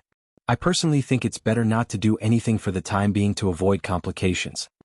He was referring to the fear that someone would do something if they found out that Yi Qian had returned to the Fu family. Chapter 2266. The commander-in-chief pondered for a moment and nodded. "As long as you know what to do." The commander-in-chief looked at his son, who was already taller than him. Seeing his calm and confident face, the commander-in-chief revealed a kind smile that he only showed to Yi Qian. "Sixth brother, I'm very relieved to see you like this." Then, without waiting for Xia Jinyuan to say anything, the commander-in-chief stood up with a kind smile and solemnly said, "Rest early." Then he turned around and strode away. Xia Jinyuan covered his forehead and laughed so hard that his shoulders trembled. He and Xia Jinyuan were really not suitable for father-son tenderness. Both of them felt uncomfortable. "You pick on my thorns, I pick on yours." This kind of father-son relationship was more suitable for him and Xia Jinyuan. No matter how they interacted, he respected Xia Jinyuan because he was not only a father, but also a commander-in-chief who shouldered heavy responsibilities. The next day, Xia Jinyuan woke up early and learned from the guards that the commander-in-chief had received an emergency call and left. The military situation was so urgent that he didn't even bother to wash his face and brush his teeth and left in a hurry with 2 guards. Xia Jinyuan's eyes turned cold. He immediately turned on the TV and called the team. There was a coup in a neighboring country that affected our borders. A mortar fell into our sugarcane forest. Fortunately, it happened at 5 o'clock in the morning, so there were no casualties. However, the border has entered a level 1 alert and may be upgraded to a special level at any time. The J5 in the army had received the news within half an hour, which was less than 5 minutes after the mortar fell into their country. At this time, an assault team of the Snowfield Brigade had been formed and was ready to go. "How many brothers are you going to bring over now?" Since he knew so much, he must have received the mission. The J5 smiled and said, "An assault team and an ambassador." He was holding a photo in his hand. It was a photo of the ambassador who would meet up with the Snowfield Brigade later. "He's also an acquaintance. We cooperated with him once when we were carrying out a mission in Pakistan." Qin Xiu. Xia Jinyuan, who didn't see the photo, accurately said the name. "Where are you going to meet him? What level is the mission?" J5, who was ready to leave on a private jet, hurriedly said, "We'll meet at the border. It's a level 1 clearance mission. Rest well. We're waiting for you to recover and fight together. Don't talk nonsense. Don't be envious. I'll brag to you when we get back. Take care." Xia Jinyuan, who had only been back in China for less than a week, could no longer hold himself back when he heard that his comrades were going to carry out a level 1 elimination mission. A level 1 elimination mission was usually a decapitation mission, and J5 and the others were going to decapitation. Before he recovered from his injuries, he would not be allowed to participate in the decapitation operation. He would not even be allowed to participate in normal operations. As soon as he hung up, a beeping sound came from the landline at home. "Xiao Yi has already set off from Dangue Garden. You can rest at home today." Commander-in-Chief Xia, who called from the military headquarters, brought Xia Jinyuan a piece of completely unexpected news. "She needs to accompany an ambassador from our country to negotiate with a neighboring country. She will leave immediately on a special plane from Beijing." The news came unexpectedly, but Xia Jinyuan accepted it calmly. "Okay, got it." Yi Qian left in a hurry. She was so anxious that she didn't even say goodbye to the old man and left in a hurry. The person who picked her up was a security guard sent by the military headquarters. There was also a confidential staff member working in the Ministry of Foreign Affairs in the car. "Please take a careful look at this information. It concerns the personal safety of you and Ambassador Qin. Please be sure to remember the faces of these people. Once you see them, you must immediately avoid them or take action." Chapter 2267. Yi Qian, who had a good memory, took out the documents. She lowered her eyes and began to flip through the documents. There were a total of 6 people she needed to memorize. She had to remember each person's appearance and characteristics clearly. She also had to remember their backgrounds. There were 6 documents, each with 2 pages. There were a total of 12 pages. Yi Qian memorized them as fast as she could. She was afraid that she might miss something, so she spent another 10 minutes consolidating the information. The relevant departments of the Ministry of Foreign Affairs had many abilities, especially the translators. Their memory was quite amazing. When Yi Qian finished memorizing all 6 documents in 20 minutes, the confidential personnel was not surprised. After reading the documents, the confidential personnel took out a separate document from the briefcase. "This is the information of the ambassador you are accompanying. Please take a look. The ambassador has a very good personality and is very gentlemanly. However, he has a small problem." The confidential personnel seemed to be a little embarrassed as he cleared his throat. His serious voice lowered by a few decibels. "He doesn't know his way around and gets lost easily. You need to keep a close eye on him." "Doesn't know his way around?" Gets lost easily? The face of an elegant and handsome young man flashed across Yi Qian's mind. She knew a diplomat who also didn't know his way around and got lost easily. It couldn't be him, could it? After taking out the ambassador's information, Yi Qian smiled when she saw the ID photo. It really was him. Principal Chao's nephew, Qin Xiu. A man who used his gentlemanly demeanor to hide his inner fierceness. The confidential personnel said that Qin Xiu didn't know his way around and got lost easily. Actually, they were trying to be polite. She had seen how easily Qin Xiu got lost when she was in the province. He was a man who could get lost just a few steps away. Looking at his information again, Yi Qian was shocked just by reading the first few lines. He skipped grades all the time and won the senior award while skipping grades. He went to a key foreign language school from elementary school to university. He graduated from university at the age of 16 and studied in the United States, Italy, and France. Yi Qian, who had experienced 2 lifetimes, was really shocked by Qin Xiu's information. It was no wonder that he had become the youngest diplomat in the history of the Ministry of Foreign Affairs. He was a winner in life and had been looked up to since he was young. Speaking of which, Yi Qian tilted his head and asked the confidential personnel a very important question. How is the ambassador's ability to take care of himself? Do I need to take care of him? Geniuses always had some flaws. In her previous life, she had seen a few news articles. Some geniuses in the children's class at the University of Science and Technology did not even have the basic ability to take care of themselves other than studying. They had outstanding IQ, but had 0 experience in life. He didn't know if Qin Xiu was a genius among geniuses in languages. For a moment, the confidential personnel did not understand why Yi Qian would ask such a question. Seeing this, Yi Qian clarified, for example, eating, sleeping, dressing, and so on. Is there someone to serve you? The consequence of clarifying his words was, the confidential personnel of the Ministry of Foreign Affairs turned his head to the car window from time to time. His shoulders trembled from time to time. Yi Qian was a little embarrassed. Qin Xiu was a diplomat who could accompany national leaders on overseas visits. How could he not know how to take care of himself? Yi Qian was shocked by his resume. If Qin Xiu knew what he was thinking. Yi Qian covered his face. He would probably be speechless. Chapter 2268.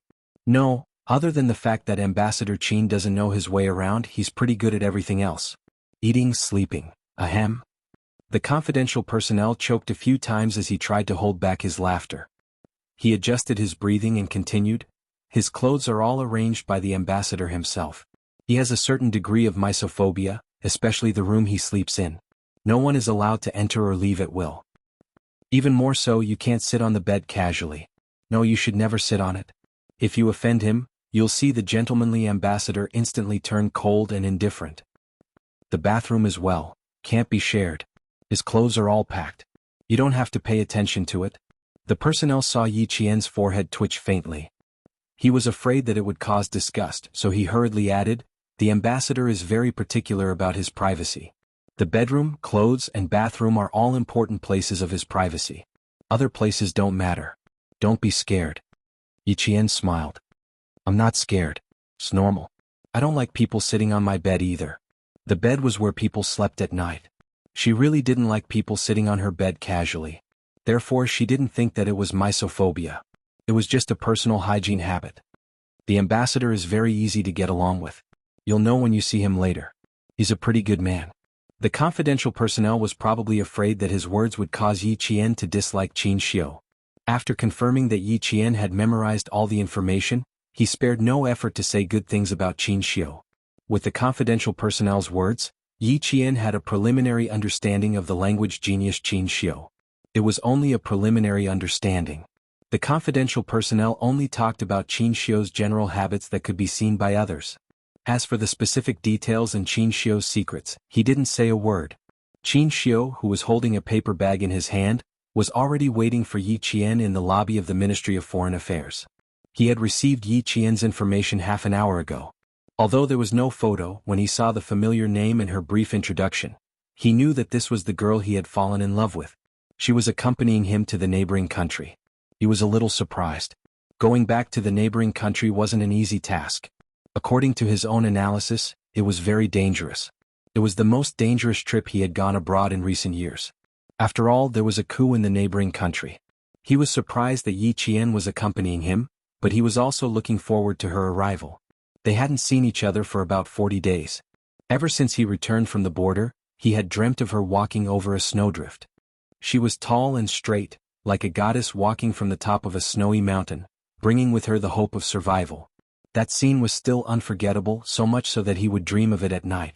Yi Jian. He muttered softly as he stared at the door. There was also a tall young soldier beside him. His background, name, and unit were unknown. He only knew that this was a Special Forces soldier who knew the language of a neighboring country. The Special Forces soldier who seemed to have heard his murmur glanced at Qin Xiu from the corner of his eye. His eyes flickered slightly. Why did it feel like this ambassador knew Qin Yao? V8 glanced at his watch. His steady and sharp gaze looked toward the entrance of the office lobby. Qin Yao was almost here. 2 minutes later, Yi Qian's figure appeared at the spacious and bright entrance of the Ministry of Foreign Affairs. She was wearing a student's military uniform and walked calmly against the light. He couldn't see her face clearly. He could only see her slender and straight figure walking step by step into his world. Chapter 2269. Qin Xiu couldn't help but hold his breath. He could hear the sound of his heart beating. He could hear her light footsteps, which sounded like the sound of a drum or a guqin, hitting his heart. He thought that at this moment he would fall in love with her even more. His world would be invaded by her. Looking at the figure walking towards him step by step, Qin Xiu's elegant and handsome face had an even more refreshing smile. He didn't stay in place to wait but went up to greet her. We meet again, Yi Qian. They meet again, the girl who made him fall in love with her. His gaze landed on her face in a reserved and polite manner. It was so gentle that it didn't offend him at all.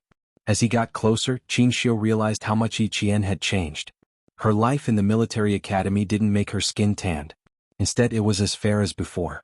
She had the fair skin that most girls dreamed of. She would probably attract a lot of attention in school.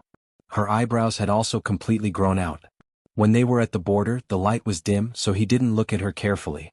Now that he saw her fully grown eyebrows, they were like pink lotuses poking out of the vast expanse of green leaves.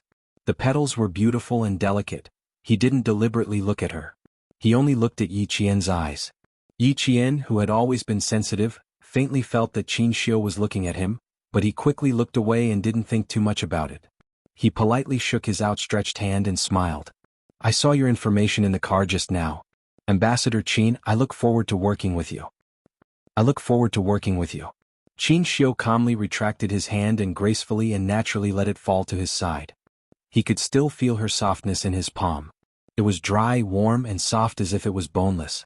As a diplomat, it was a compulsory course to hide one's emotions. In his eyes, his expression was very natural, as if he was meeting an ordinary friend. He was polite but didn't lose his manners. It made people feel comfortable and at ease like they were bathing in the spring breeze. V8, who was standing beside Qin Xiu, secretly winked at Yi Qian. When Qin Xiu introduced him, V8 reached out his hand with a cold expression. He simply greeted Yi Qian when they shook hands and didn't say anything else. V8 was a Special Forces soldier, and Yi Qian was a military academy student whose identity needed to be kept secret. Naturally, the two of them couldn't know each other. Go and change first. We'll wait for you downstairs. Qin Xiu handed the paper bag in his hand to Yi Jian. You are all escorts, so you need to change your attire. She was wearing a slim-fit suit for the female staff of the Ministry of Foreign Affairs. When Yi Jian went upstairs to change, the confidential staff who picked her up told Qin Xiu what she had asked with a smile and joked, Ambassador Qin, you have to behave well. You can't let her misunderstand that you can't even take care of yourself. Qin Xiu rubbed his forehead with a helpless expression. Could it be that Yi Qian's impression of him was that he couldn't take care of himself? That's not good. I have to change that impression. So, after they got into the car, Qin Xiu smiled and said to Yi Qian, I've been undergoing intensive training for the past 2 years. I don't recognize the way and get lost easily. Just like when I went to your school that year, I didn't get lost after walking around the back of the school. Yi Qian quickly realized why he said that. She suddenly felt a little uncomfortable. I said something wrong. Please forgive me, Ambassador. Qin Xiu. I'm Qin Xiu. You can call me by my name. Qin Xiu didn't like to be addressed as Ambassador. He smiled and said, We've known each other for a few years. Although we haven't met many times, we're already acquaintances. There's no need to be so distant. Chapter 2270. If he wanted to get closer to her, he would have to start by calling her his name. Qin Xiu started to chat. Last time we went through hardships together. Yiqian, I thought we were already familiar with each other. V8, who was sitting in the front passenger seat, lightly flicked his finger on his knee. Skull. Last time? Could it be the time when Avalanche rescued him? He did not guess wrong. Qing Niao and the ambassador knew each other, and they had known each other for a long time. It had been several years. The expressionless V8 glanced at the two people who were one seat away from each other through the rearview mirror. He even took a second glance at Yi Jian before retracting his gaze. Although they were familiar with each other, it was not as familiar as their relationship with Qing Niao. Yi Qian, who was lamenting in his heart, did not notice V8 sizing him up. A diplomat was a diplomat. He gently and elegantly put forward a request that no one could refuse. That's true. We have known each other for a few years. Although we haven't seen each other much, at least we are not strangers. Then I won't pay attention to the formalities. Qin Xiu, if I do anything wrong, please correct me. Yi Qian readily called out Qin Xiu. He saw the young diplomat sitting next to him, who seemed to be carefully sculpted. His flawless handsome face rippled with an elegant smile like the spring breeze. Although we have only met a few times, but in my impression, you have always been reliable. You don't need other people's advice. Qin Xiu's smile was very faint, but very penetrating. You could see the spring breeze, but you could also see the sharpness of an arrow. This was the temperament of a diplomat. When communicating with friends, it was like the spring breeze. When competing with other countries, it was as sharp as an arrow. Looking at his elegant smile that was like a painting, Yi Jian's mind flashed with a sentence that she had heard from two girls in a hotel in her previous life. The words, "Take care of the facade, take care of the face." At this moment, Qin Xiu could be described perfectly. It's still better to call me by my name. Ambassador, ambassador, sounds unfamiliar to me. With an elegant smile, Qin Xiu took out her phone from her pocket, glanced at it and said to Yi Qian, "Sorry, I have to take this." It was a call from home. When Yi Qian heard him call out, "Mom," he took the initiative to increase the distance between the two of them. His whole body was pressed against the car door. Yi Qian looked towards the front passenger seat. Through the gap between the passenger seat and the door, he could see the V8 making a gesture to him, meaning, "We can fight side by side again." Yi Qian, who couldn't open his mouth to answer, responded with a faint smile. His fingers lightly tapped the side of the car door 3 times, just enough for the V8 to hear. There was no verbal communication. A hand gesture and an action completed a short communication. "Yes, I have some urgent business that requires me to go on a business trip for a few days. It's not a big deal. I'm not sure when I'll be back." Noticing Yi Qian's little movements, Qin Xiu put the phone to his left ear to answer the call. There was a faint but gentle smile on his face as he patiently answered Mrs. Qin. Mrs. Qin, who had just woken up, found out from the housekeeper that her son went out before dawn. Although this happened before, she remembered the appointment today and called to ask about it. When she found out that Qin Xiu was going on a business trip for a few days and didn't even have a fixed time to come back, Mrs. Qin helplessly said, "You're too busy. You've only been back for a few days and you have to go out again before the house is even warm. I'll call your boss another day and ask him to arrange less work for you." Chapter 2271. Mrs. Qin's voice became a little higher as she spoke. Qin Xiu had no choice but to turn his body slightly and continue listening. Mrs. Qin said with a hint of anger, "I'm so busy that I don't even have time to deal with my personal matters. Even my parents are complaining. We already had an appointment today. Look, I have to apologize again."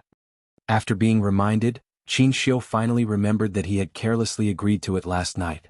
He didn't like this kind of arrangement, and this business trip was a good opportunity for him to get what he wanted. Hearing Mrs. Qin's complaints, Qin Xiu smiled and coaxed her, "I'm sorry for making you worry. Please help me apologize for what happened today. It was too sudden, so I have to follow the arrangements. You didn't sleep well last night. I heard you open the door and go downstairs several times. It's still early, so you should sleep a little more to make up for it." Mrs. Qin, who had some complaints about her son's thoughtfulness, smiled and said, Okay. You know I'm worried. You should be more considerate in the future.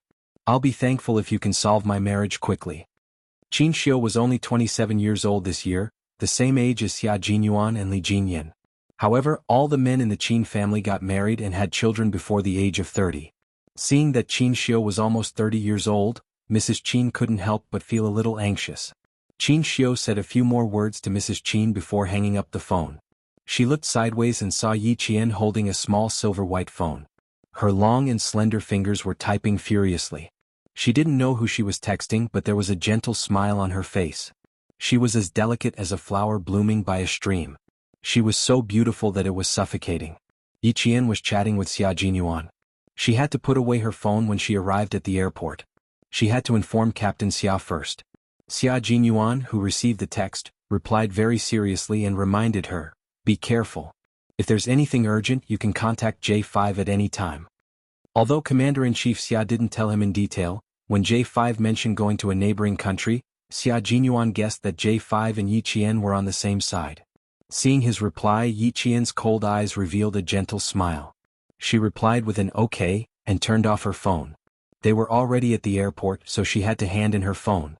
Qin Xiu's heart sank because of the tenderness in her eyes. Who was Yi Jian talking to just now? Classmate? It didn't seem like it. Family? Of course. He didn't seem like a classmate or a relative.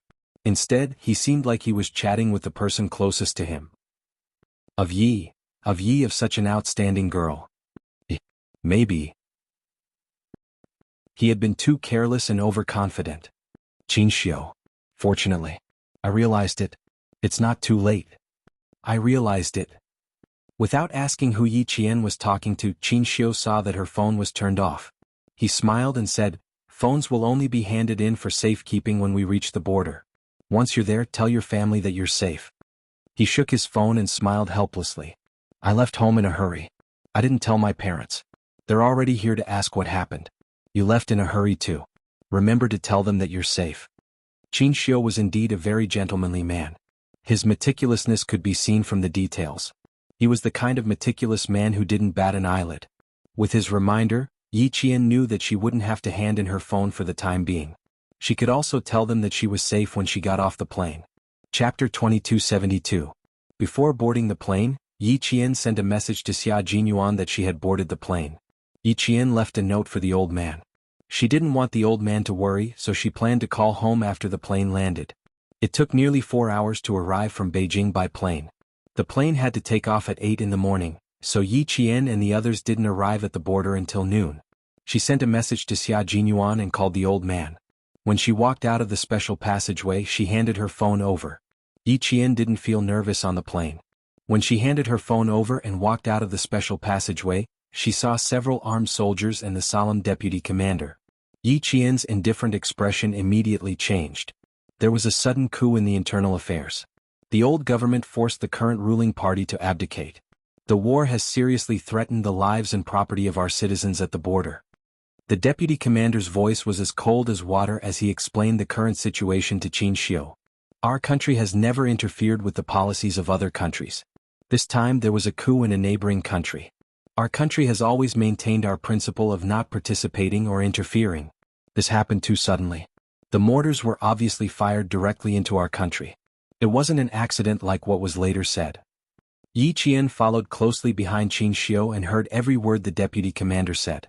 He also understood that Qin Xiu was risking his life to go to a neighboring country to negotiate with the ruling party and the security team. You can play your coup, but you can't let the war spread to our country. This meant that they had to sign an agreement. There was another problem in the neighboring country. It was a country with 135 ethnic groups. The local armed forces of the ethnic groups were quite large. Among them, the Liqin Independent Army and the Sansi United Army were the strongest. Now that there was a coup in the old government, the other ethnic groups naturally wouldn't sit by and do nothing. Qin Xiu was going to face 3 enemies in a neighboring country, so he had to be careful. V8, who was walking side by side with Yi Qian, heard the deputy commander mention the Liqin Independent Army. His eyes flashed with a dark light. This was an ethnic army that appeared in 1962. It was famous for its ferocity. It could be said that this independent army controlled the northern border of the neighboring country. Its foreign trade was mainly through jade smuggling and drug trafficking. In 1994, the neighboring government signed a peace treaty with Liqin, allowing the independent army to control Liqin. However, the matter wasn't completely resolved. A few members of the Liqin Independent Army and independent organization weren't satisfied, which was why the political situation in Liqin and the neighboring countries were still unstable. There will probably be an assassination attempt. V8 moved his lips lightly, and his low voice was only heard by Yi Qian alone. The Liqin government is unstable, and it has always been at odds with the other ethnic armed forces. They all want to work together to destroy the Liqin Independent Army. This time, the old government's political turmoil has given the other ethnic armed forces a chance. And it is indeed very dangerous for our country's ambassador to negotiate.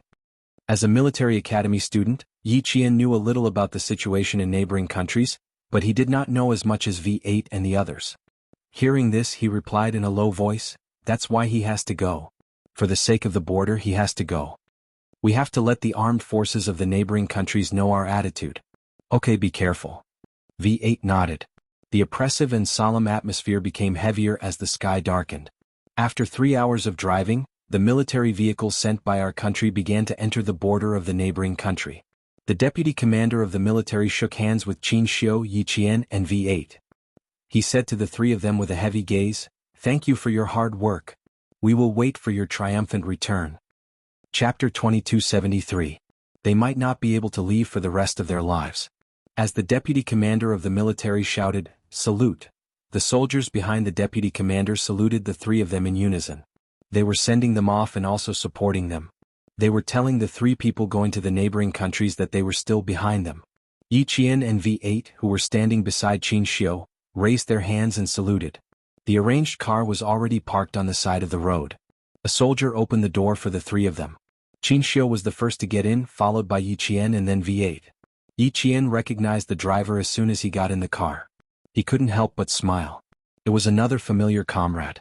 V8 was also surprised to see K7 in the car. Didn't this kid return to the military a day earlier than him?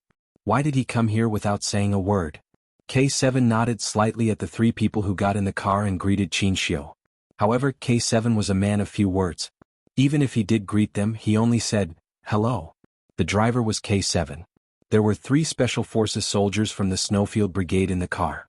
Yi Qian, who was sitting in the back, looked a little gloomy. This was a dangerous negotiation. She already knew how dangerous it would be from the escort just now. With the addition of K7, Yi Qian raised the level of danger to another level. She turned around and saw the soldier who opened the car door. The soldiers from the same company were still saluting under the leadership of the deputy commander. Yi Qian held her breath and slowly exhaled. No matter how dangerous it was, she still had comrades to fight by her side. "Are you scared?" Qin Xiu's gentle voice came from the quiet car. It was very pleasant to the ears and made people want to listen to him more. Yi Qian sat up straight and smiled. "It's okay. There's nothing to be scared of right now. You're very brave." Qin Xiu nodded approvingly and talked about something that happened several years ago. "I was scared. 6 years ago, I went to a Western country with my teacher for a negotiation and encountered a suicide attack. I saw with my own eyes 2 soldiers of our country sacrifice themselves to protect us. Their blood spilled all over my body. Even now, I can still feel the heat of their blood." Speaking of the past, Qin Xiu's eyes became dark and gloomy. His eyes were filled with the bloody memory of the sacrifice of our soldiers. Actually, at that time they had a chance to avoid it. One of our soldiers hugged the Western man who tried to commit suicide. Fearing that he would struggle, he carried him and rolled all the way to the ground.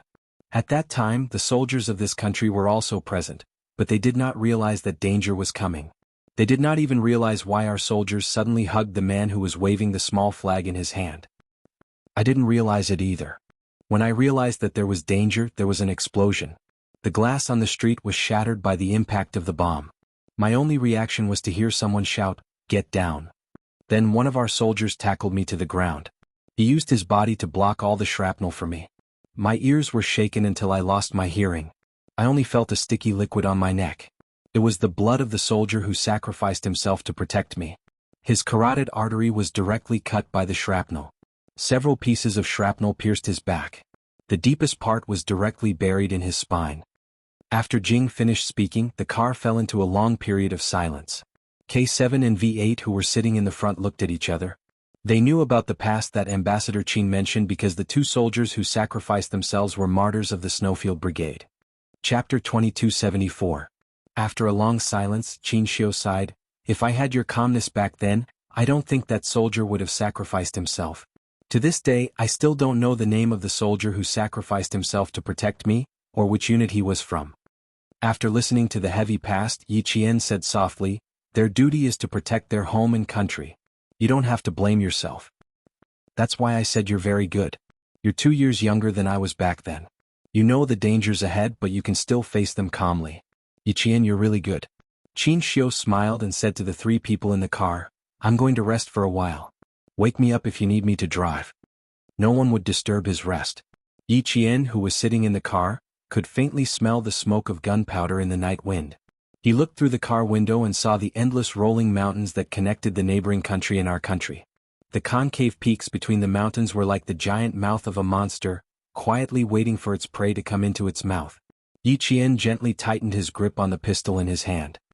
His dark eyes looking into the distance were steady, sharp, and suffused with a cold light. No one spoke in the car. Qin Xiu closed his eyes and rested, waiting for the next negotiation. V8 sat in the front with a gun in each hand. He would shoot immediately if he noticed anything unusual. The roads in the neighboring country were not as good as in our country. The roads leading to the neighboring country were rugged and bumpy. As the car drove past, yellow dust rose. The negotiation was not public knowledge. It was a secret trip. Due to the unstable situation in the neighboring country due to the coup d'état, they did not directly arrange for a private plane to fly to the neighboring country for the negotiation. Instead, they sneaked in secretly. Even the governing body of the neighboring country, the old government, and the armed forces of the various ethnic groups did not know the specific itinerary of our ambassador. In terms of security and confidentiality, our country has always been known for its stringent security measures. The car drove along the road that extended into the neighboring country, but it was extremely stable. Next, it would enter the road that merchants from the two countries used for trade. The car would blend into the merchants' vehicles and drive through the two cities. It was estimated that they would arrive at the negotiation location around 2 in the morning. The negotiation would officially begin at 7 tomorrow. As the negotiation ambassador, Qin Xiu's safety had to be guaranteed. At the same time, he had to maintain a good mental state. No one woke him up. Even Yi Qian did not have a chance to drive. K7 and V8 took turns to drive. The night insects outside the car, night and the night breeze. Under the dark night sky, the K7 drove the car with its headlights shining straight ahead, heading towards the first city they were about to reach. Because of the war, the neighboring cities were quiet at 10 o'clock in the evening. Only a few street lights were lit. The sentry posts in the market were shrouded in the darkness of the night. Only one light was on at the post, illuminating the tall and simple sentry post. This sentry post was not a sentry post between countries, but a sentry post set up by the local armed forces. Inside the sentry post, there were 2 sentries holding a rifle. Their bodies were leaning against the chair, and their heads were tilted to the butt of the rifle. They were snoring very soundly. Outside the sentry post, there were 4 armed local soldiers with guns on their backs, walking back and forth from time to time. Occasionally they would yawn a few times, rub their eyes, and force themselves to complete the mission until midnight. Several shadows ran along the dark roadside, hunching their backs as they ran toward the sentry post. When they were about 200 meters away from the sentry post, a few black shadows hid in the bushes and communicated in the neighboring country's native language. A total of 6 people. Kill them all and drag them into the forest. Chapter 2275. The man who spoke was of medium build and dark skin. In the darkness, his eyes shone with a cold light. He was a supporter of the old regime. They wanted to control the city to have more bargaining chips. Now that the entire city was infiltrated by armed forces, they were just waiting for the order to start the war. The darkness of the night was always the best camouflage. The war to start the armed forces started as the sentry post was taken down. K7 stepped on the brakes slowly. He stared coldly at the flickering fire in front of him. "Is there any other route to take?" he asked V8, who had also noticed the problem. 2 cars passed by them. They continued driving toward the city without noticing anything. V8 shook his head and said in a low voice, "No, we can only continue driving forward."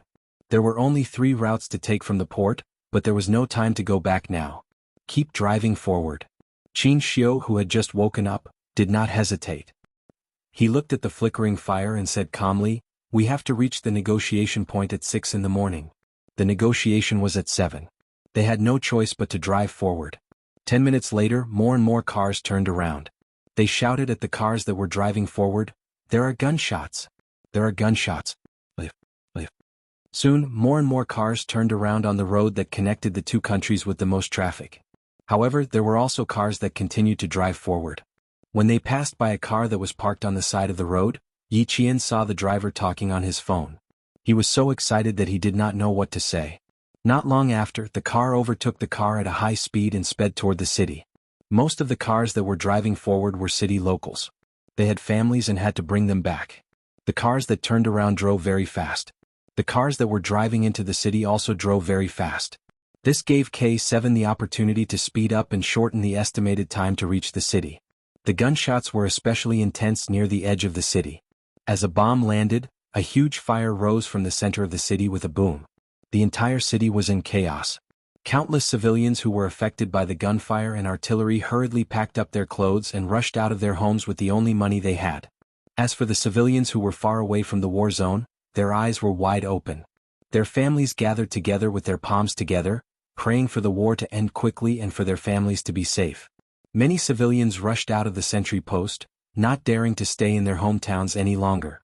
Some drove their cars all the way out, but when they realized that the road was blocked, they had no choice but to abandon their cars and leave. Yi Qian and the other three had already abandoned the car and blended into the crowd of locals who were looking for their family members. They passed through the checkpoint and entered the city. It was too chaotic and there were screams everywhere. There was no way to drive a car, so it was better to walk. Qin Xiu, this way. Yi Qian held Qin Xiu's right hand tightly. V8 was leading the way in front and K7 was covering them from behind. All she needed to do was to take care of Qin Xiu and make sure he didn't get lost. Not having a good sense of direction was indeed a big problem. If he was not careful, he would get lost. Yi Qian did not dare to be careless. She could only hold his hand tightly. It was the first time in Qin Xiu's life that he was being held by a girl. The feeling of being protected by Yi Qian struck him hard in his heart. It made him realize that the girl he loved was very determined and fearless. Right now she was fighting to protect him. Chapter 2276. Along the way he tried to break free from her grip several times, but she held on tightly and didn't give him a chance. In the end, he chose to give up and let her hold his hand as they quickly walked through the alleys of the city. Yi Qian was very fast. She kept a safe distance from the V8 in front of her as they rushed from the sentry post to the city. There were so many fleeing civilians and chaotic places, but the V8 was always within her line of sight. Qin Xiu, hold on tight to my hand. Remember, you must not let go. Yi Qian was very worried about Qin Xiu. Qin Xiu's poor sense of direction had been deeply implanted in her mind. She was afraid that she would accidentally lose this ambassador who entered the war zone to negotiate despite knowing the dangers.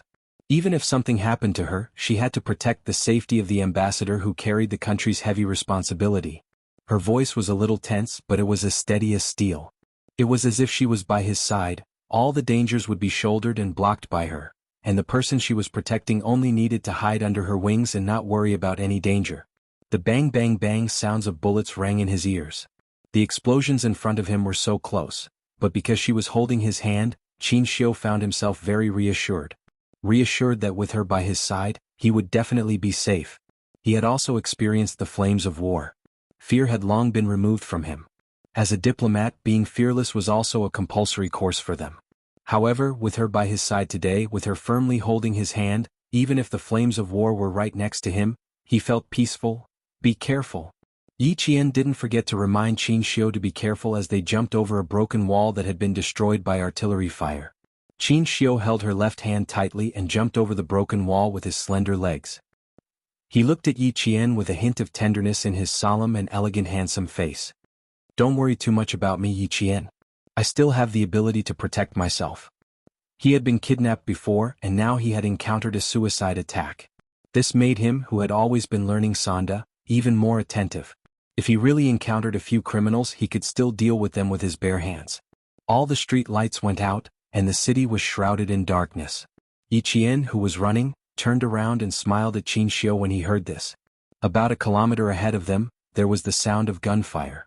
Amidst the soaring sparks, Qin Xiu saw Yi Qian turn around and smile. Her eyes were like water, and there was a brilliant light in them that made his heart beat faster. Falling in love at first sight, falling in love when we meet again, I have never forgotten you. My only wish is to spend the rest of my life with you, to spend my twilight years with you. Fight in the central area. Avoid the battle zone and leave from the side of the city. V8 was like a cheetah walking in the night. There was only calmness in his eyes as he analyzed the situation at the fastest speed. Shuangla City is the territory of the Liqin Independent Army. The sudden battle might be caused by internal strife within the Liqin Independent Army. This has become the most unsafe city, so we have to leave as soon as possible. K7, who was guarding the rear, said calmly, You make the arrangements, the three of you will follow closely. Okay. Yiqian. V8 called out Yiqian's name. He looked at their female soldier calmly and said coldly, "The ambassador is in your hands. No matter what happens, you have to stay with the ambassador. Take good care of the map. Once K7 and I separate from you guys, you have to escort the ambassador safely to the negotiation point. Remember, Yiqian. We have people that we have to protect. Don't forget, we are soldiers who protect our country." Chapter 2277. This was to remind Yiqian not to be moved by the sight of civilians in the chaos of war.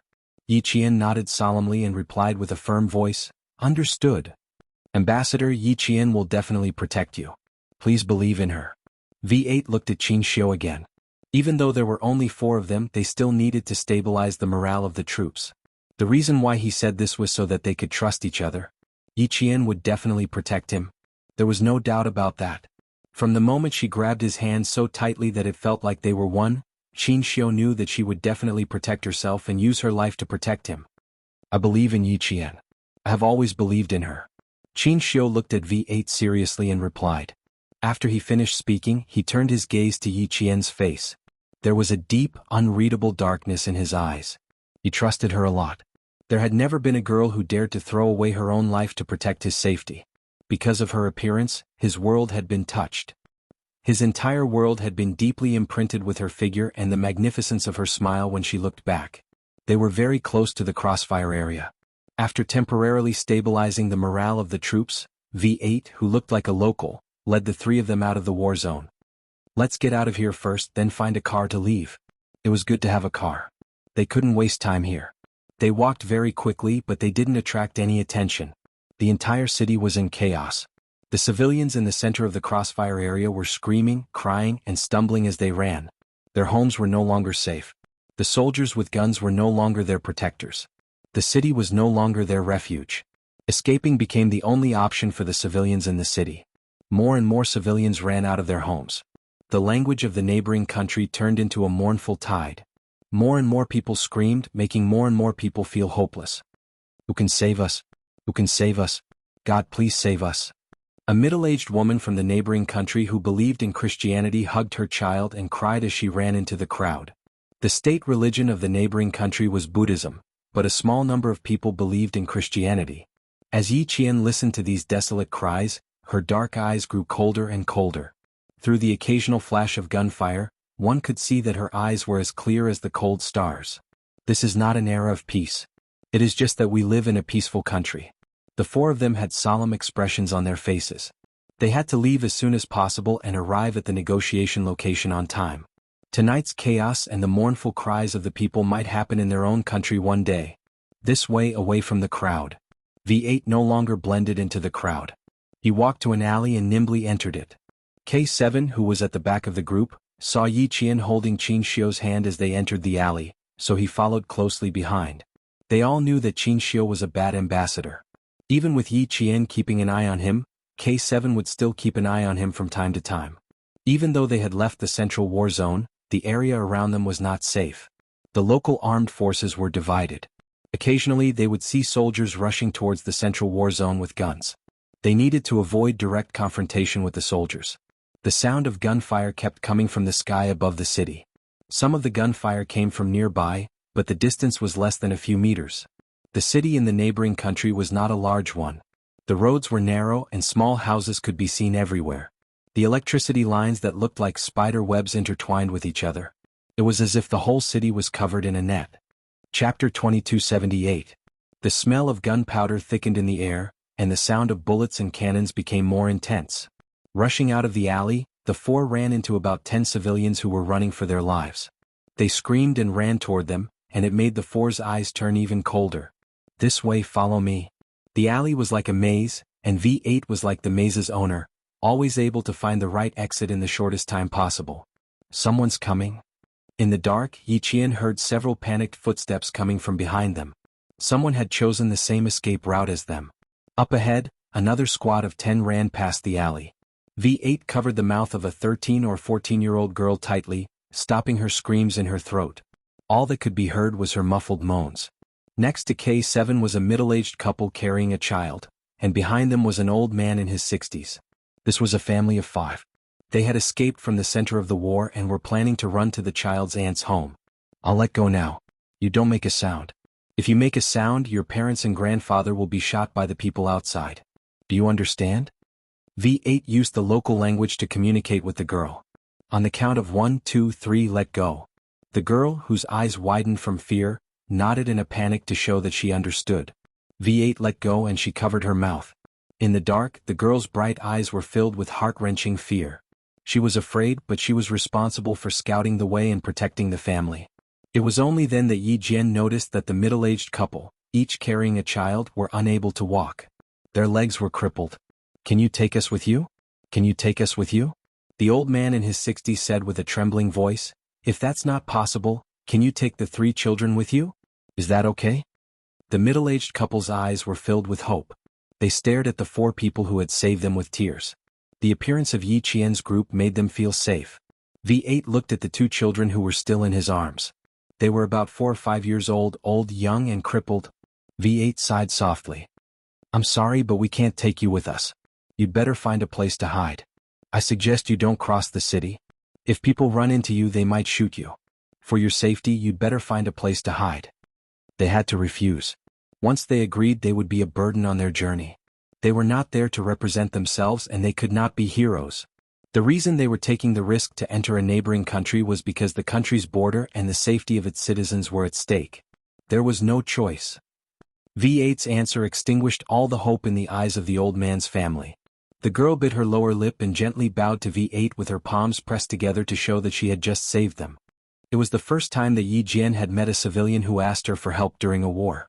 She chose to put national affairs first and turned her head away to avoid making eye contact with the girl. But at least, K7 said softly in English. He then took out his dagger and pried open the lock on the door behind him. Chapter 2279. V8 glanced at them and said to the family of 5, hide here for now. We'll talk again when the sun comes up. At least you're not in danger for now. Thank you, thank you. The old man was the first to express his gratitude. He was very sincere and bowed deeply to express his gratitude. This was the best arrangement for both sides. Whether the family of 5 could escape the flames of war was no longer Yi Qian's concern. They still had their own missions to complete. This small episode didn't affect them much, but it gave Yi Qian a deep understanding of the cruelty of war. He more or less understood why his country immediately sent Qin Xiu to negotiate when a neighboring country was at war. Once a neighboring country's borders were affected by a neighboring country's war, perhaps one day it would be the civilians of his country asking for help from the other country's military. V8 walked at the front like a swimming dragon, silently brushing past the danger zone. He managed to avoid the local militants who went to provide support several times. 800 meters to our destination. We'll see it after passing through the alley. V8, with his back pressed against the wall, exhaled a mouthful of foul smoke. There had been a firefight here not long ago. The smell of smoke and blood lingered in the air. They needed to go to a school. After passing through the school, they would reach the nearest street to leave the city. Yi Qian had already loaded his gun and was ready to fire at any moment. Her hand was tightly gripping Qin Xiu's hand and didn't let go for even a second. The 4 people hiding in the dark passed through 2 alleys. The school was right in front of them. The main entrance is guarded. Go around and climb over the wall. V8 saw several armed soldiers standing at the school's main entrance. His eyes darkened as he quickly retreated. The school has been taken over. I'm afraid the city is completely divided. We need to leave as soon as possible. The city was divided. Some people supported the reactionary old regime while others supported the current ruling party. Once Qin Xiu's whereabouts were exposed, he would most likely become a target. Qin Xiu rarely spoke. At times like this, he only needed to follow the soldiers who protected him with their lives. The only thing he could do was make sure nothing happened to him. They couldn't pass through the school's main entrance. They had to climb over the wall. V8 was very familiar with the school. He went around the main entrance and arrived at the wall on the left. He bent his knees slightly and placed them on top of each other. He signaled Yi Qian to go first. Step on my shoulder and climb over the wall. K7 was in charge of being on guard. His eyes were sharp as he looked around. Yi Jian nodded and let go of Qin Xiu's hand. She ran up and stepped on V8's palms. As V8 lifted his hands, she quickly climbed up the wall. She leaned against the wall and gestured for Qin Xiu to come up. After all, Qin Xiu was a man. His body weight was much heavier than Yi Jian's, and he was not as skilled as Yi Jian and the other two. Although he had some martial arts skills, it was only limited to fighting. He could not leap onto roofs and vault over walls. Seeing that Yi Jian was as light as a swallow and only needed a run-up to nimbly flip over the wall, he took a deep breath. He could only step on the V8's knee and extend his hand to Yi Jian. With V8 and K7's help, Qin Xiu successfully climbed over the wall. News of the city's internal strife quickly spread back to China. The atmosphere at the border became even more tense. More troops were sent to the border and heavy weapons were mobilized. The military issued a military order overnight. They ordered more troops to be sent to the border just in case. Send 1 armored regiment and 2 infantry regiments to the northern border for a drill. Increase the number of troops at the border. Evacuate all citizens 30 kilometers away from the border. Chapter 2280. Report. The local ethnic militants have split. Our ambassador and 3 accompanying people have called. They have driven out of the civil strife city. Good. Keep in touch with the ambassador at all times. Hearing the news, the deputy commander of the Yun province military region relaxed a little. Now the neighboring country was in chaos, and several cities had become the focus of the war. It was always the civilians who suffered in the civil strife. The sound of gunfire scared them, and the sound of gunfire scared them even more. The unarmed civilians didn't dare to stay. They had to leave if they didn't want to leave their homes. There was still a faint smell of blood in the car, which couldn't be washed away even if they washed it several times. This was the smell of blood left by the car owner who was killed by a stray bullet. Qin Xiu sat upright with his thin lips tightly pursed. His initial elegance was gone, replaced by coldness and sharpness. Please speed up. We need to get to the negotiation point and advance. The civil strife in the neighboring country was deeper than imagined. The split of the ethnic militants in the city meant that the old government had instigated the ethnic militants. Once the war broke out, the border of our country would definitely be in chaos. Instigated without warning. It was not only the power of the old government and the anti-militants, but also the support from the outside. Qin Xiu had quickly adjusted the negotiation plan in his mind. He had to express his determination to defend the country's territory and protect the safety of our citizens with an absolute position and a strong attitude. Morgenthau talked about diplomacy in the book Politics Between Countries, Power Struggle and Peace. He pointed out that diplomacy was the art of persuasion, compromise, and using coercive force. He wouldn't compromise this time, only coercive force.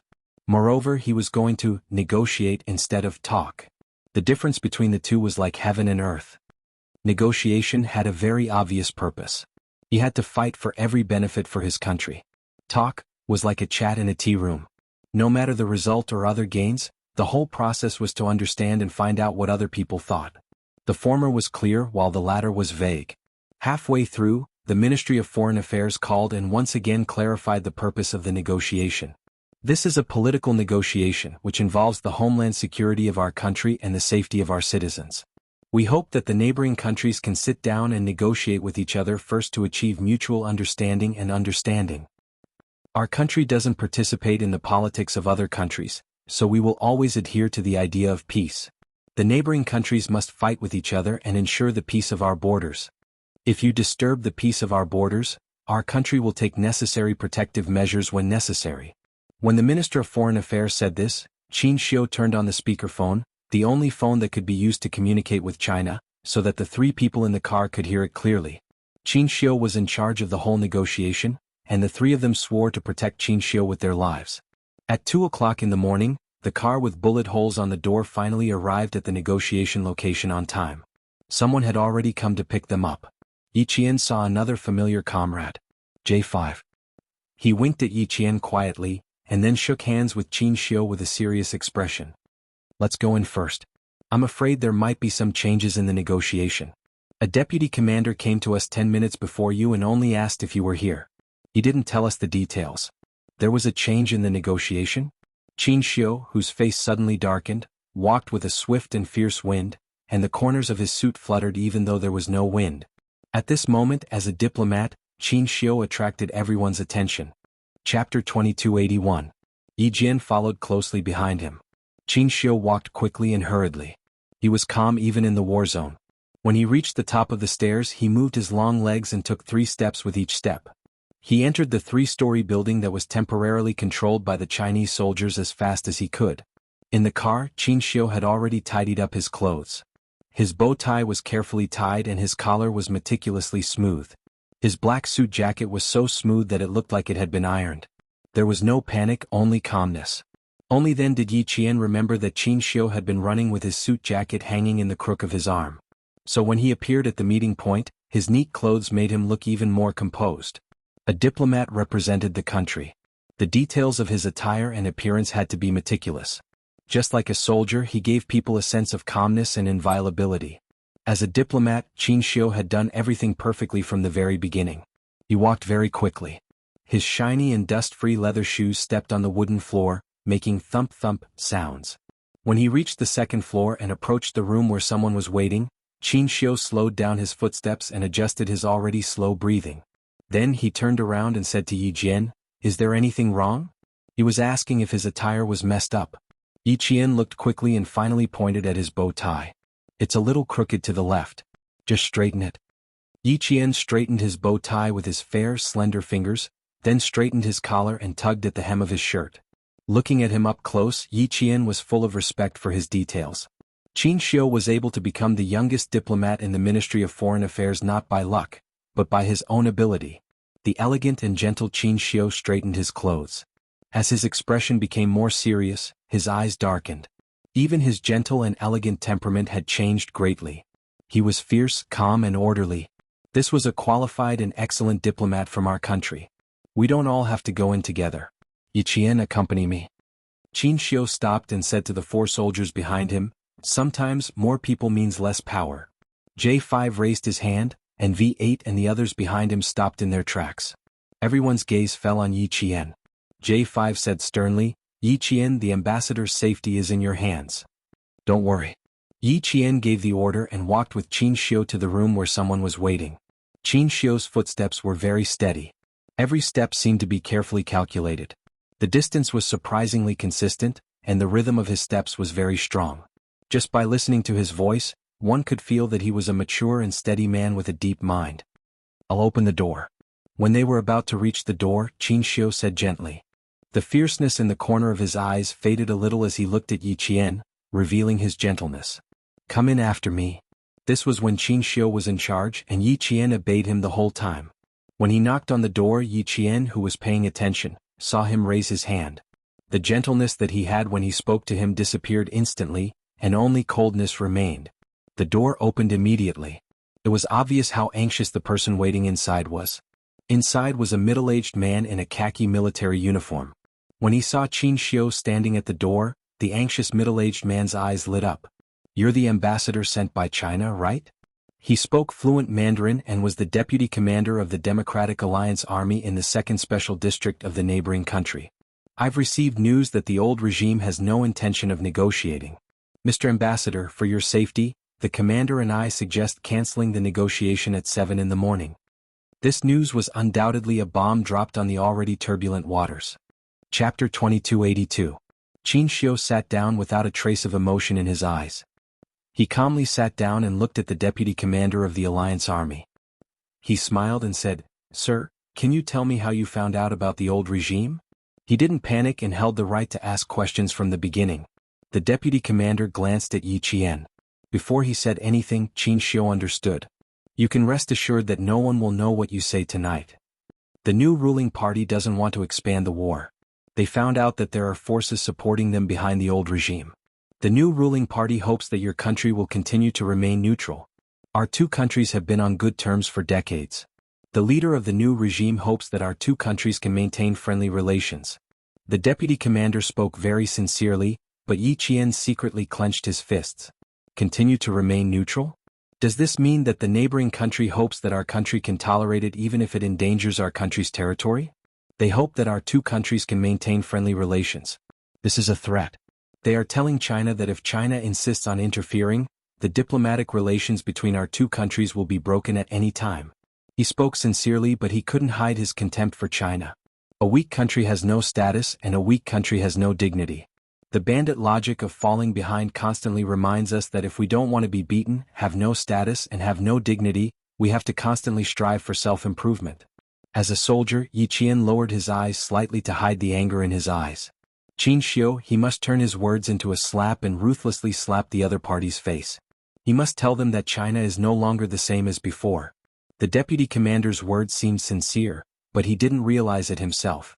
Qin Xiu could naturally hear it and understand the other party's intentions. During a negotiation, the negotiator had to keep a cool head. They couldn't hand their emotions over to the other party just because of a few words. Instead, they had to keep a clear mind and immediately understand why the other party said those words, and what the other party meant by those words. As the youngest diplomat in the Ministry of Foreign Affairs, Qin Xiu's gaze was firm.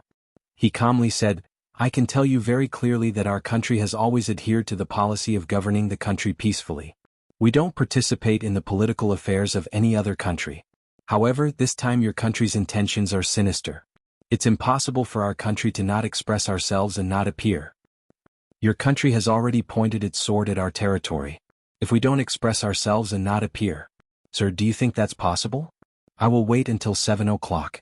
If the negotiators from the old regime and the new regime don't appear, I will immediately convey your country's attitude to the Ministry of Foreign Affairs, Ministry of National Defense, and the military. At the same time, all ports will be closed and completely. This is our country's attitude. According to the original schedule, 7. I hope, if the negotiators from your country, the negotiations will unconditionally.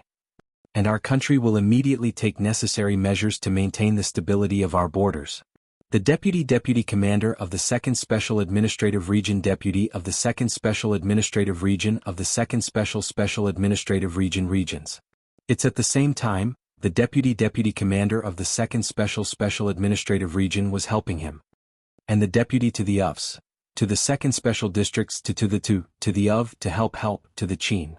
Tites have S's. Twos to negotiate Zion. As the domineering Qin Xiu's every word had a certain degree of intimidation, but he did not suppress it all the way. Instead, he first asked questions with the other party's attitude. While expressing their country's position, he did not forget to tell the deputy commander that their country's position was to protect their homeland from being invaded. Chapter 2283.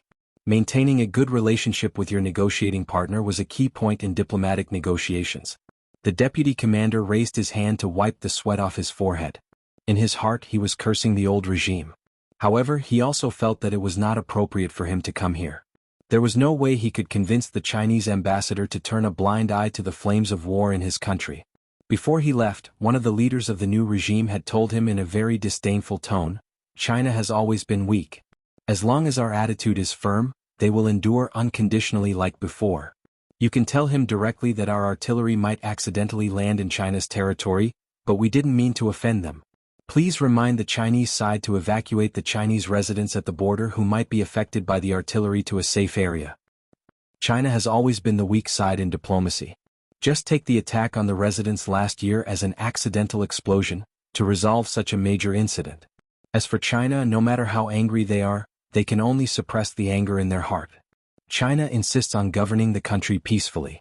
We don't want the two countries to go to war, and we don't want to go back to the era where we can't even fill our stomachs. In the face of artillery fire that accidentally entered our territory, China can only choose to endure now." The deputy commander thought of the leader's words and cursed him countless times in his heart. What do you mean China will be the same as before? Bullshit. Influenced, he also thought this way before he came. He thought that as long as they said a few words and told the Chinese ambassador that they would not attack the Chinese ambassador, the matter would be resolved. Who knew that the Chinese ambassador's attitude was firm, and the calmness he showed made him wonder if the other side had already made arrangements. Everyone wanted to govern the country peacefully. No one wanted war. Everyone was afraid that a war would cause the country's strength to decline, let alone internal strife. Once other countries suddenly interfered, then it would no longer be internal strife within the country, but internal and external troubles. The Chinese side's strength made the deputy commander know that the leaders of the new regime's plan had failed. It was impossible to move the fire of war outward and protect the city from destruction. This was a whimsical idea. Ambassador, we are indeed very sincere. We just hope that the Chinese side will continue to maintain the original attitude of watching. We really don't need any special expressions from the Chinese side. The deputy commander of the 2nd SR, who also came with a heavy responsibility, couldn't help but lower his posture a little. Our 2nd SAR has always been pro-China. That's why I risked being assassinated by the old regime tonight to communicate with the Chinese side in advance. I hope that the Chinese side can consider our proposal. Consider our proposal? The corners of Qin Xiu's mouth lifted slightly, revealing a faint smile. The color of his black eyes deepened with the faint smile, almost turning dark and containing a bit of sharpness. Your country has chosen to go against the flow, but you still want our country to continue to abide by the peace treaty. Your Excellency, there is a saying in our country, only the state officials are allowed to set fires, but the common people are not allowed to light lamps, which can be used to describe your country's current actions. Our country has always adhered to the policy of peace. Our country is benevolent and righteous, and we do not like to destroy the friendship between the two countries. However, this does not mean that our country is giving in. Please do not take our attitude as giving in. The flames of war have already risen and spread to the borders of our country. Continuing to maintain the original attitude of watching is just your country's imagination. The sanctity of our country cannot be violated. This is our country's only attitude. It's getting late. Deputy Commander, you should go back as soon as possible and truthfully convey our attitude to your country's leaders. Chapter 2284. Qin Xiu stood up with a smile in his eyes. His posture was stern, but he still had the demeanor of a great country. He was sending the guests off. The deputy commander left quickly. He had to convey China's attitude to all the leaders of the new government immediately. He had to tell them that China's attitude this time was strong and that they had come prepared. The room was very quiet. Qin Xiu had been sitting quietly in his original position. Yi Qian, who was sitting on his left, did not disturb him. Instead, he sat quietly with him. She was deeply shocked by Qin Xiu's diplomatic talk. Qin Xiu represented the country's gateway. The strength he displayed was very good at upholding China's dignity. Yi Qian felt very proud to have such a diplomat. Although he didn't know much about diplomacy, he could tell that the deputy commander wanted to take the initiative. In the end, Qin Xiu quietly took the initiative and emphasized that the negotiation time would be at 7 o'clock. This meant that he had grasped the time limit in his hands. It was just the beginning. She could already foresee how serious the negotiation would be at 7 o'clock p.m. sharp. After about 5 minutes, Qin Xiu, who was sitting quietly, looked up and calmly looked at Yi Qian. Yi Qian, please ask the soldiers outside to come in. We have some things to discuss. There was indeed a change in the negotiation at 7 o'clock p.m. The new government and the old government seemed to have reached a consensus. However, the deputy commander of the 2nd Special Administrative Region suddenly came in, indicating that there were internal differences within the new government. If there were internal differences, it would undoubtedly damage the authority of the negotiators. This was beneficial to China. The 5 minutes of silence allowed Qin Xiu to analyze the negotiation situation in more detail. When J5 and the others came in, Qin Xiu spoke of his arrangements with a sharp gaze. It's very likely that the old government will not arrive on time. I need to contact the military now and leak some information about our current arrangements at the border. What he meant was to put pressure on the borders of neighboring countries to let the old government, new government and national armed forces know China's attitude. J5 nodded. I'll contact the military immediately. I will arrive at the negotiation location 10 minutes in advance to show my sincerity and respect to the negotiators. At 7 o'clock p.m. sharp, if any negotiator does not arrive on time, I will leave immediately. As an ambassador, I represent the country. In such a serious situation, even if the other party is late by even a minute, it means that they have lost respect for our country. And my early departure is likely to indirectly promote the struggle between the old regime and the new regime. When dragons and tigers fight, one is bound to be injured. If the momentum is too great, it will definitely harm the innocent. Everyone, my departure will put you in a dangerous position. Qin Xiu told them everything he could think of and what might happen, so that all the soldiers in the room would feel confident. Ambassador, you don't have to worry too much. Before we came here, we already knew that the situation was dangerous. Everything you do represents the dignity of our country. As soldiers, we have to fight for the dignity of our country. J5's words were cold and heavy, revealing a fearless military might, telling Qin Xiu of their determination. No matter what happens next, we must always remember the mission and responsibility that we shoulder. Qin Xiu smiled slowly. Look, these are the soldiers of our country. It was because of them that he had the strength to face the negotiators of the neighboring countries. With them he could be fearless. What Qin Xiu did not know was that these soldiers he faced had another important mission. The military learned that the old government was supported by a certain country in America, and this country secretly sent someone to contact the old government in the neighboring countries. J5 was responsible for assassinating this person directly. Chapter 2285. J5 and K7 looked at each other and knew that they could begin their mission now. They could tell from Qin Xiu's words that the negotiation would not go smoothly at 7 o'clock in the morning. China did not interfere with the politics of other countries. Similarly, they would not allow anyone to destroy the peace of China. Since it was all done in secret, then let's do it in secret. Soon, the news of the deployment of additional troops at the border of China spread. There were also a few blurry photos of armored weapons and new missiles that were half covered. The photos were released at 6:40 a.m. The military media had not reported it yet, but the old government, the new government, and the armed forces of various ethnic groups already had these photos. In the building occupied by the old government, a group of people sat around a large conference table with cold expressions and gloomy eyes. One of the leaders sitting at the head of the table had a dark expression on his face. He threw a few photos on the table and said angrily, "What do you think is our attitude? Do you see it? New missiles, armored weapons, they are all here. What else do you have to say? In Chinese terms, you are a group of frogs in a well. China is weak, can only endure, can only swallow this humiliation. Do you see it? These are the surface-to-air missiles that China used during last year's celebration. If a few missiles come, you will all be finished. China says it is a drill. Do you believe that this is a drill? Missiles, tanks, armored weapons, 3 regiments, thousands of people suddenly appeared in a drill. Do you think this is a drill?" The leader was so angry that he slammed the table. The people sitting below all held their breaths and endured the anger silently. The ambassador sent by China told the new government that if he does not see any negotiators at 7 o'clock sharp, he will leave on time.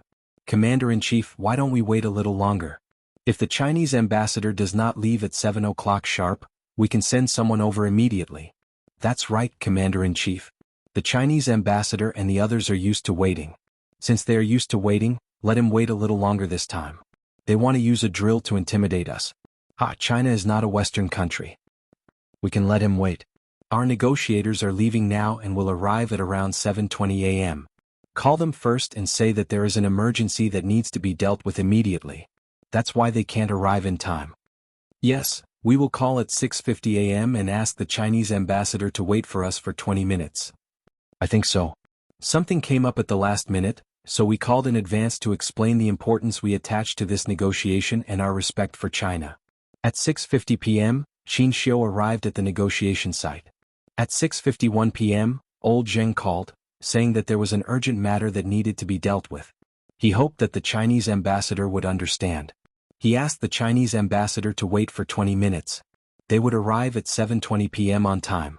The call from the old regime made the negotiators of the New Deal and the National Armed Forces heave a sigh of relief. It wasn't that the negotiators of the old regime didn't want to come, but something came up at the last minute and couldn't arrive on time. "I'm very sorry, Ambassador. Please wait for another 20 minutes. The negotiators from the old regime will definitely arrive. We are very grateful for the Chinese side's understanding and support. We hope that the Chinese side can forgive us for this hurried meeting. Sometimes there are some things that can't be avoided. We can only do our best." The negotiators of the old government did not arrive on time.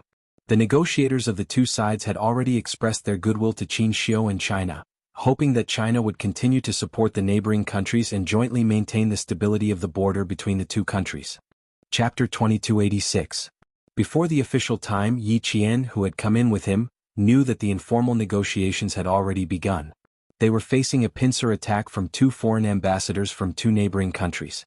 They were trying to make things difficult for Qin Xiu by saying that the 2 countries should work together for peaceful development. They were even trying to use peace to force Qin Xiu to agree with them before he even entered the formal negotiations. Yi Qian's expression was calm, but there was anger under it. Now that Yi Qian was facing difficulties, especially those who were trying to make things difficult for him, the more difficult it was for Yi Qian.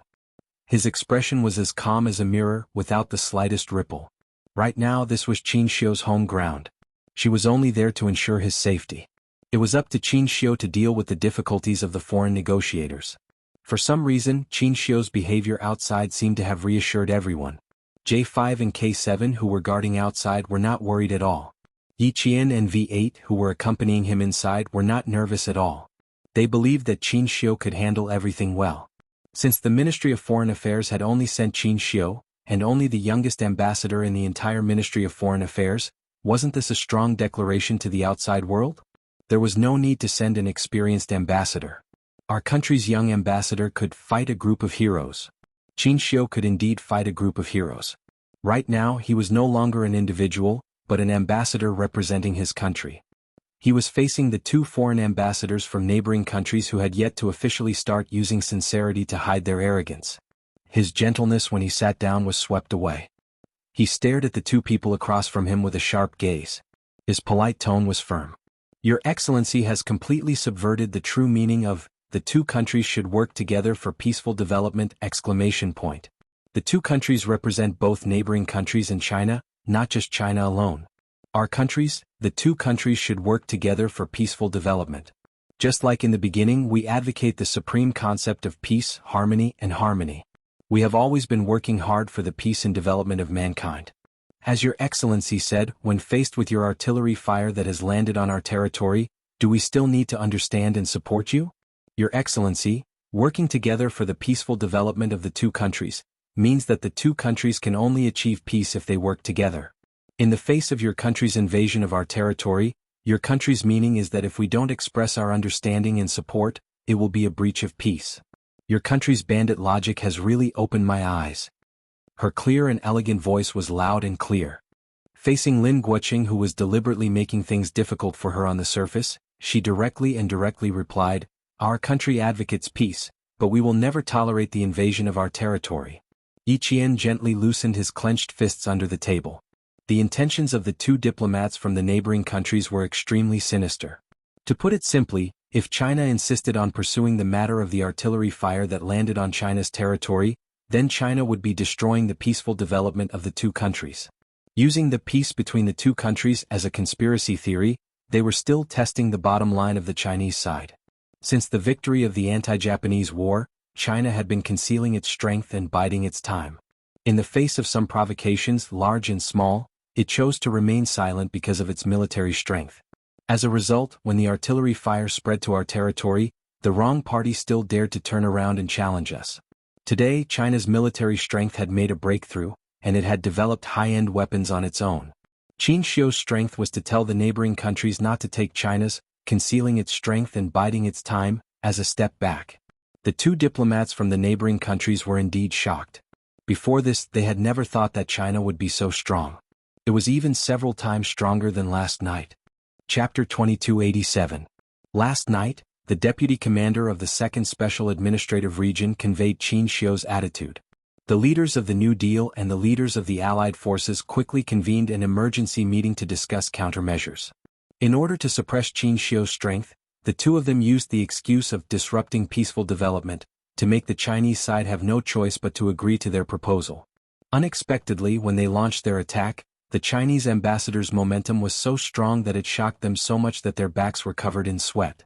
The Chinese ambassador misunderstood. We never thought of unilaterally disrupting peace. Absolutely not. The ambassador of the Allied forces was the first to speak. He looked down at his watch, stood up and said politely, There's still 5 minutes until 7 o'clock. I'll hurry the negotiator and ask him how long it will take for him to arrive. Qin Xiu smiled faintly and said to Yi Qian, who entered the venue with him, Inform the outside that I'll be leaving at 7 o'clock sharp. Then he turned slightly to V8 and said in a low voice, Inform the military that the exercise will begin on time. V8, who was impressed by Qin Xiu's strength, nodded slightly. He couldn't help but look at him with admiration. As he got up, he moved his fingers inadvertently and quietly gave Yi Qian a look, indicating for her to protect Qin Xiu. Then he left the venue. The foreign affairs negotiator of the New Deal also instructed the staff accompanying him. Feed back the Chinese ambassador's words without missing a word. Come up with a new countermeasure. Give me an answer as soon as possible. He was no longer as calm as before. There was a faint trace of anxiety in his expression. In the diplomatic negotiation field, the development of the situation and the severity of the situation could change at any time. The neighboring countries took the initiative to launch an attack on Qin Xiu's side with the reason of peaceful development together. As soon as Qin Xiu's side relaxed a little, the neighboring countries would move forward to attack. Qin Xiu didn't give them a chance, which was equivalent to blocking their reasons. The neighboring countries couldn't do anything if they didn't get a response. Naturally, they would feel anxious. The sweat on their backs was the first sign of their momentum beginning to weaken. Yiqian cheered for Qin Xiu and felt even more proud. There were outstanding diplomats like Qin Xiu, who fought for the interests of the country, and excellent soldiers like Captain Xia, who protected the country when it was invaded. The rise of a big country was no longer a pale fantasy, but a real reality step by step. Other than the ambassadors of the V8 and the Alliance, there were 6 other people in the meeting room. There were 2 on our side and 4 on the other side. Each ambassador was accompanied by a staff member and a soldier. The soldier was responsible for the ambassador's safety.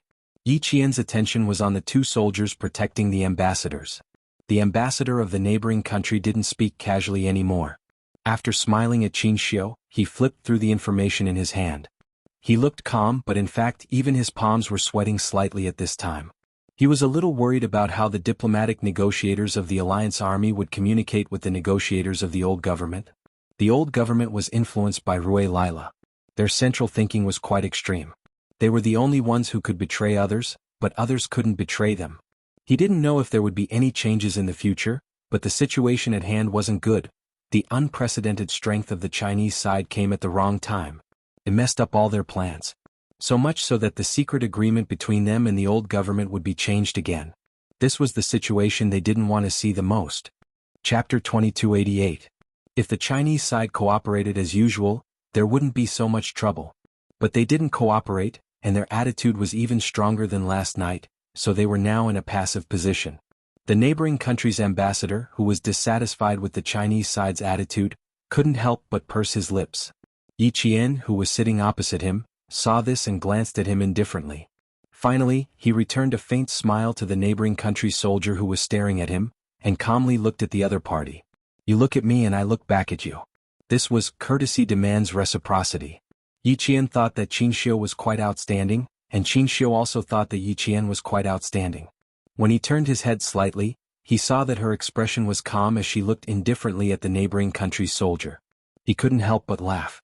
You're very calm, not bad. He leaned slightly closer to Yiqian and laughed softly. You've made me see you in a new light again.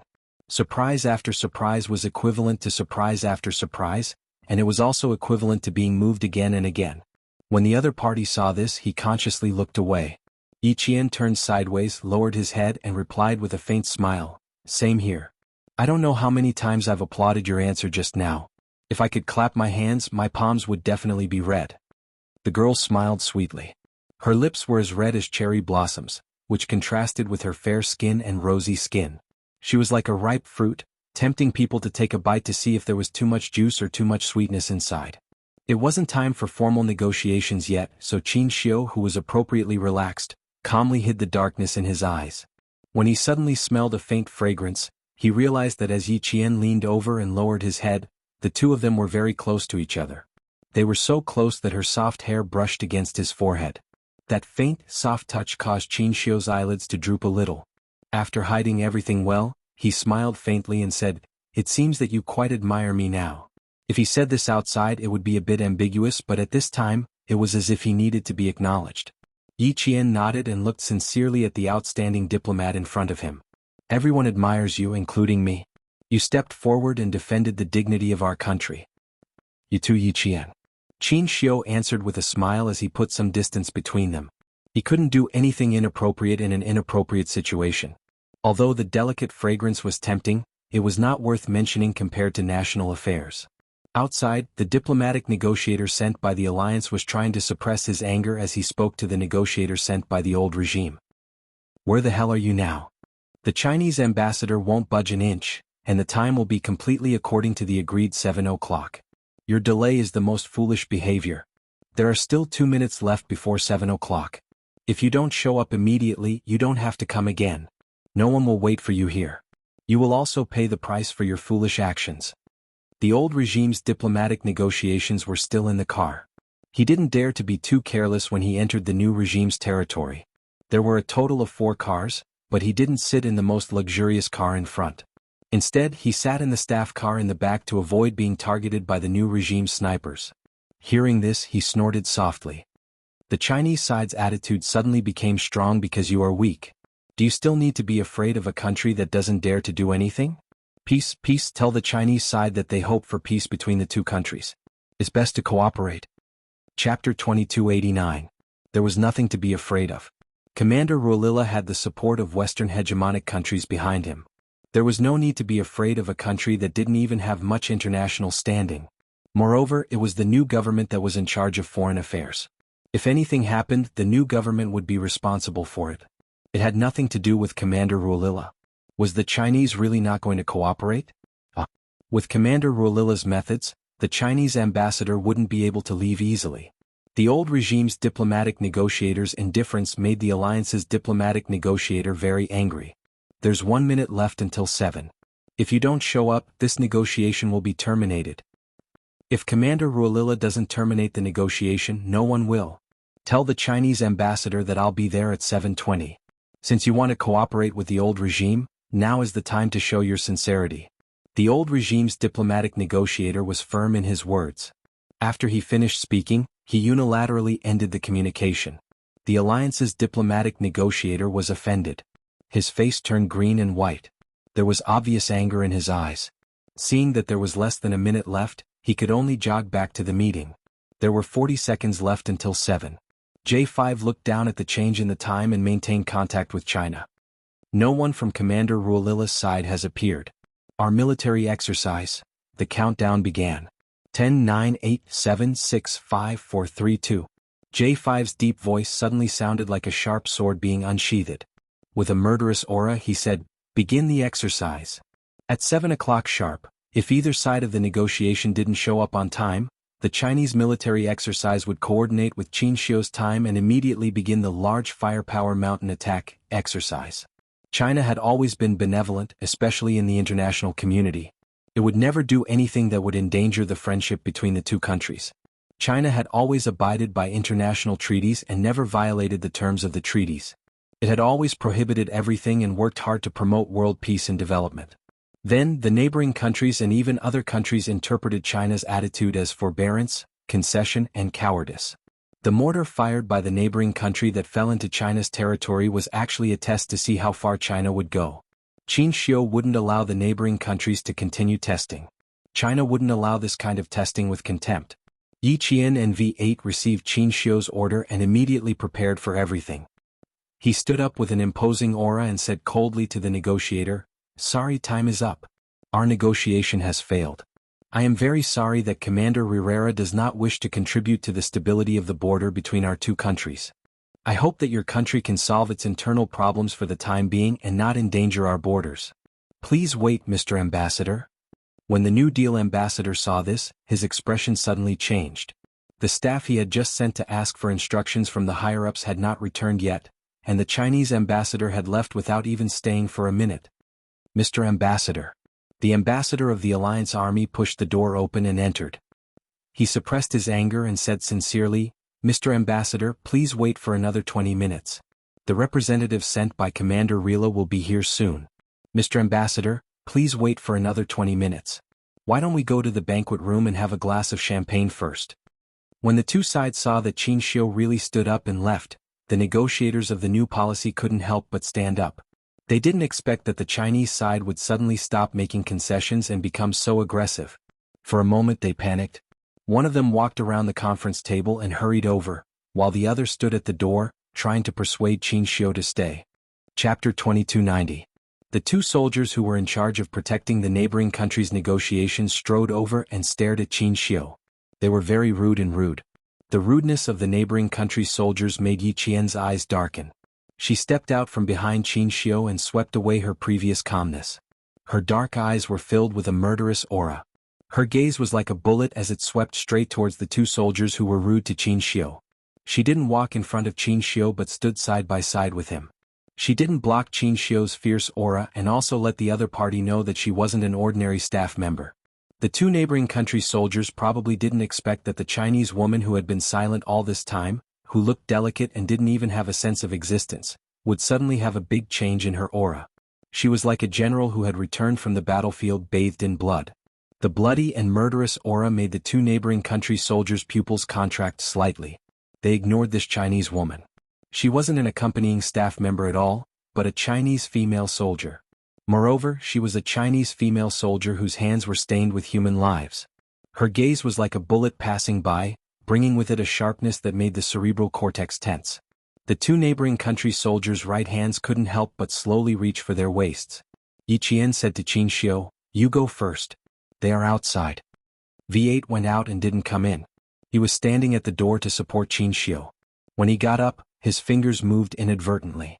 This was a secret gesture to Yi Qian, indicating that he was in charge of the outside and she was in charge of the inside. Hearing her words, Qin Xiu didn't seem to notice the sudden hostile atmosphere in front of him. He nodded indifferently and calmly walked towards the door. Qin Xiu had already shown the neighboring country's ambassador the strength that couldn't be offended. At this time, Qin Xiu's indifferent gaze swept over, emitting a sense of oppression that made the Alliance Army's negotiation ambassador who was blocking the door a little tense. "Mr. Ambassador, you'd better..." Seeing that Qin Xiu was about to walk out of the door, the ambassador of the Alliance Army was unwilling to give up and wanted to persuade him to stop again.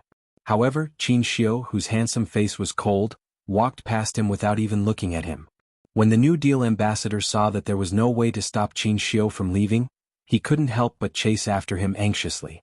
Yi Qian stopped him and said politely, "Your Excellency, please wait. This is not a problem with our country. It's just that some people are not cooperating. Our ambassador's intentions are very clear. He hopes that your country can resolve its internal problems for the time being and not endanger our borders." With Yi Qian blocking the way, the V8 escorted Qin Xiu out. Yi Qian's appearance made the two soldiers from the neighboring country tense up instantly. Their right hands were already touching their waists, as if they were going to pull out their guns and force them to stay in the next second. For a second, the ambassador from the neighboring country's new government did have such an idea in his mind, but he suppressed it. Because it was not a small matter to pull out their guns and force an ambassador to stay. China's attitude was already very strong. If they still forced the Chinese ambassador to stay, a few surface-to-air missiles would land on them. In the end, the New Deal would be at a disadvantage. The New Deal only wanted to democratize the North. They absolutely could not have a conflict with China. Yi Qian quickly caught up with Qin Xiu with a cold expression and said in a low voice, "They wanted to pull out their guns just now. We have to leave here as soon as possible. You escort the ambassador out first. I'll cover the rear." The V8 immediately arranged and stayed a few steps behind in case something unexpected happened. He could stall for time for Yi Qian and Qin Xiu to leave. Chapter 2291. Qin Xiu walked out of the conference hall with a warm expression. He still had a smile on his face. The New Deal and the Alliance Army don't have the guts to do that, but... His smile instantly turned sharp and even his voice was much tighter. But the old regime's Ruilala side might not. The Alliance Army ambassador at the door chased after Qin Xiu to the door and watched him leave without looking back. He was very anxious. He really left. The ambassador sent by the Chinese side really left. They were used to the Chinese side giving in. They suddenly became so strong. This kind of unprecedented thing happened to them. Things are getting tricky. He returned to the conference hall and spoke to the New Deal ambassador in a deep voice. The Chinese side's attitude will become a stumbling block to our country's democratization. If there is no way to take back the northern land, we will first eliminate Ruilala's group. I will go back and report to the commander-in-chief now. You should report our situation to them. We need to express our position as soon as possible and come up with the next step of the plan to completely eliminate the old regime's Ruilala armed forces. Report the current situation as soon as possible. Otherwise we will be passive. Hearing this, the New Deal ambassador's eyes flashed with a haze. He said in a deep voice, "Now the old regime is giving us a big problem. I don't know if Ruilala will be able to appease the Chinese side's anger by coming out personally." "You mean?" The Alliance Army ambassador seemed to have guessed something. He frowned and showed a disapproving expression. "No, this is undoubtedly..." Someone hurried in and interrupted the Alliance Army ambassador. It was the staff sent out by the New Deal ambassador who had returned. He looked at the conference hall where the Chinese ambassador was no longer present. He walked over to the New Deal ambassador and said a few words softly.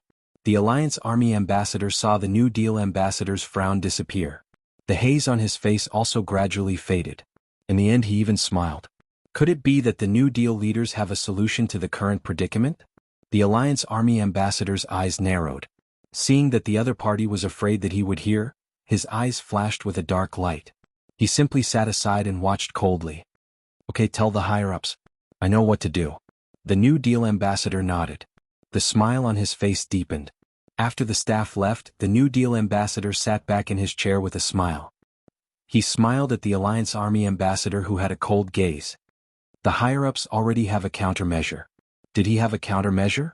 The ambassador sat up straight and asked, "What's the plan?" It's similar to the countermeasure I thought of before. The moment the New Deal negotiator opened his mouth, the Allied Army negotiator on the other side frowned even more. However, the new policy negotiator was very excited.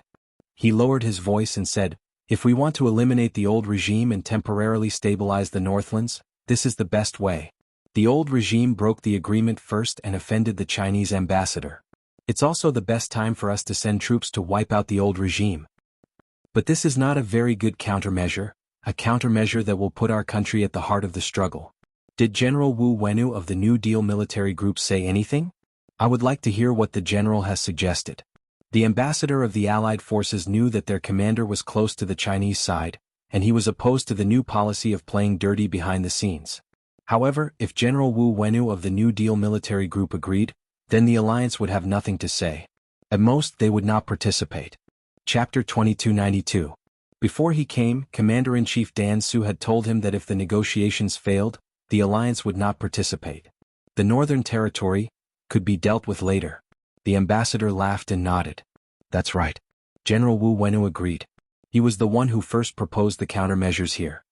The Allied Army's diplomatic ambassador's heart sank. Even the military group dared to do this. Did they eat a bear's heart or a leopard's gall? Even if they wanted to achieve national democratization, they shouldn't use such a radical strategy to offend China. Outside, a soldier from the neighboring military group strode into the venue with a cold expression. He met Qin Xiu and Yi Qian face to face and walked straight toward the venue. Then the soldier met V8 who was a few steps behind. Both of them were wearing military uniforms. They nodded to each other as a sign of politeness and left after a brief exchange of glances. The ambassador who was about to leave opened the door of the conference room and met the person from the military group. Seeing the other party's serious expression, his heart sank and he immediately turned back to the conference room. This expression was not a good one. One look at it and one would feel that something was wrong. The Chinese side is 50 kilometers away from our border and is conducting a strong firepower exercise. According to the report, this exercise is an army exercise and there are no air exercises for the time being. However, there are air-launched missiles at our border, so we can't rule out air exercises. The soldier with a cold expression described the current situation at the border to the two negotiators. At the same time, he conveyed the opinions of the two top leaders. Immediately leave the war zone. What? The ambassador who was smiling just now was shocked. He looked at the equally shocked ambassador and asked anxiously, "Did you send someone to keep an eye on them? Is there any other news? Are there any signs of them advancing toward our border?" Now he was anxious. Two exclamations came from the conference room. V8, who was a few steps behind, had a ruthless sneer in his eyes. "You want the Chinese side to continue to remain silent? What a joke." The door of the conference room gradually closed, cutting off the sound of the soldiers of the neighboring country. Yi Jian, who had walked a few meters away, walked beside Qin Xiu. Her pace was a little fast. Now they needed to leave the heavily guarded negotiation point as soon as possible. J5 greeted the three and walked side by side with V8 as they escorted Qin Xiu out of the building. Outside, the K7 had already opened the door for Qin Xiu. There was a certain distance between the venue and the outside. Qin Xiu noticed that Yi Qian's expression was exceptionally cold as a sword. He deliberately slowed down his steps and asked with a smile, "Were you nervous for a few seconds just now?" It referred to whether they were nervous when they pulled out their guns. "A little." Yi Qian pursed his lips and smiled. Then he asked with some doubt, "Why do I feel like you were referring to something when you said that you wanted Lin Guo to solve the problem internally?" Qin Xiu, who had a cold expression on his face, stared at Yi Jian for a moment. Then he smiled and said, "When you stopped the negotiator for the new policy and said those words, I thought you understood my intention. It turns out that you didn't. You were just following along with what I said. I hope that your country can solve its internal problems for the time being and not endanger our border." Yi Qian was indeed following Qin Xiu's words, but his intentions were unclear. He needed to explain. Chapter 2293. Qin Xiu walked down the stairs calmly and left calmly. He was so calm that even V8, who was following closely behind him, did not notice the cold hostility flashing in his eyes. The new policy of the neighboring countries has ulterior motives. They want to spread the flames of war to speed up the destruction of the armed forces of the northern region. They dare to do so because they believe that our country will concede to the benevolence of the international community. His gentle voice was like the sound of a zither that could break through a battle formation. It was low and elegant, but also contained the restrained, murderous aura of a scholar. The old regime and the new policy had an internal conflict. In the end, the artillery fire was focused on the armed forces of the northern region. Perhaps this is a feint played by the old regime and the new policy. As a military academy student, Yi Qian knew of the existence of the armed forces of the neighboring countries. They were an important national armed force that was involved in the division of the neighboring countries and was not westernized. They were of great value to China. After listening to him, she said softly, "As long as the armed forces of the northern region exist, it will be difficult for the neighboring governments to achieve full democratization. They will also not be restrained by America and become a pawn to contain our country." That's right. We have now understood the intentions of the neighboring countries. It doesn't matter whether the negotiations are carried out or not. So, Qin Xiu walked down the stairs and looked at Yi Qian. A warm smile like the ripples of spring water appeared on his elegant and handsome face. "Get in the car first. I'll talk to you in detail in the car." The car was right in front of them. Qin Xiu bent down and entered the car first. Then the three cars on the Chinese side started and sped away from the venue. In the car, Qin Xiu said to Yi Qian with a solemn expression, "They used a mortar to test our country's bottom line and tried to spread the flames of war to our borders to maximize their benefits. This mortar is a direct wake-up call for us. If we don't make a strong statement immediately, more shells will land on our borders and cause casualties to our citizens.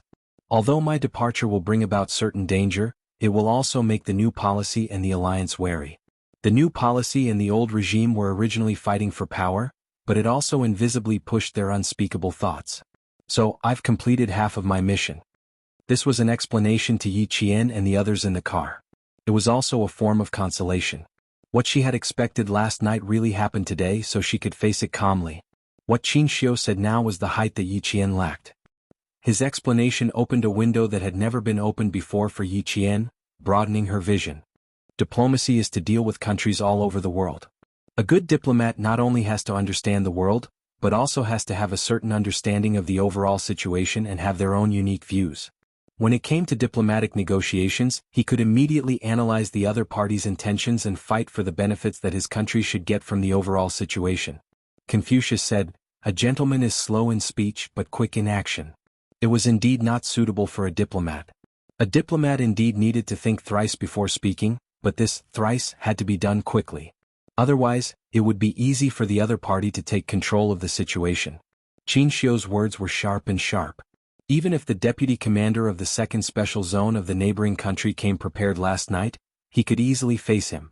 However, there were too many twists and turns in this matter that Yi Qian couldn't understand with her 2 lives of experience. In her previous life she was, after all, a person at the bottom of society. Although she had a good memory and outstanding intelligence, she had been oppressed for too long and had never received a proper education. With her limited vision, how could she understand politics and diplomacy? After Qin Xiu's advice, Yi Qian suddenly felt that the depth of the situation was too deep for her to see through.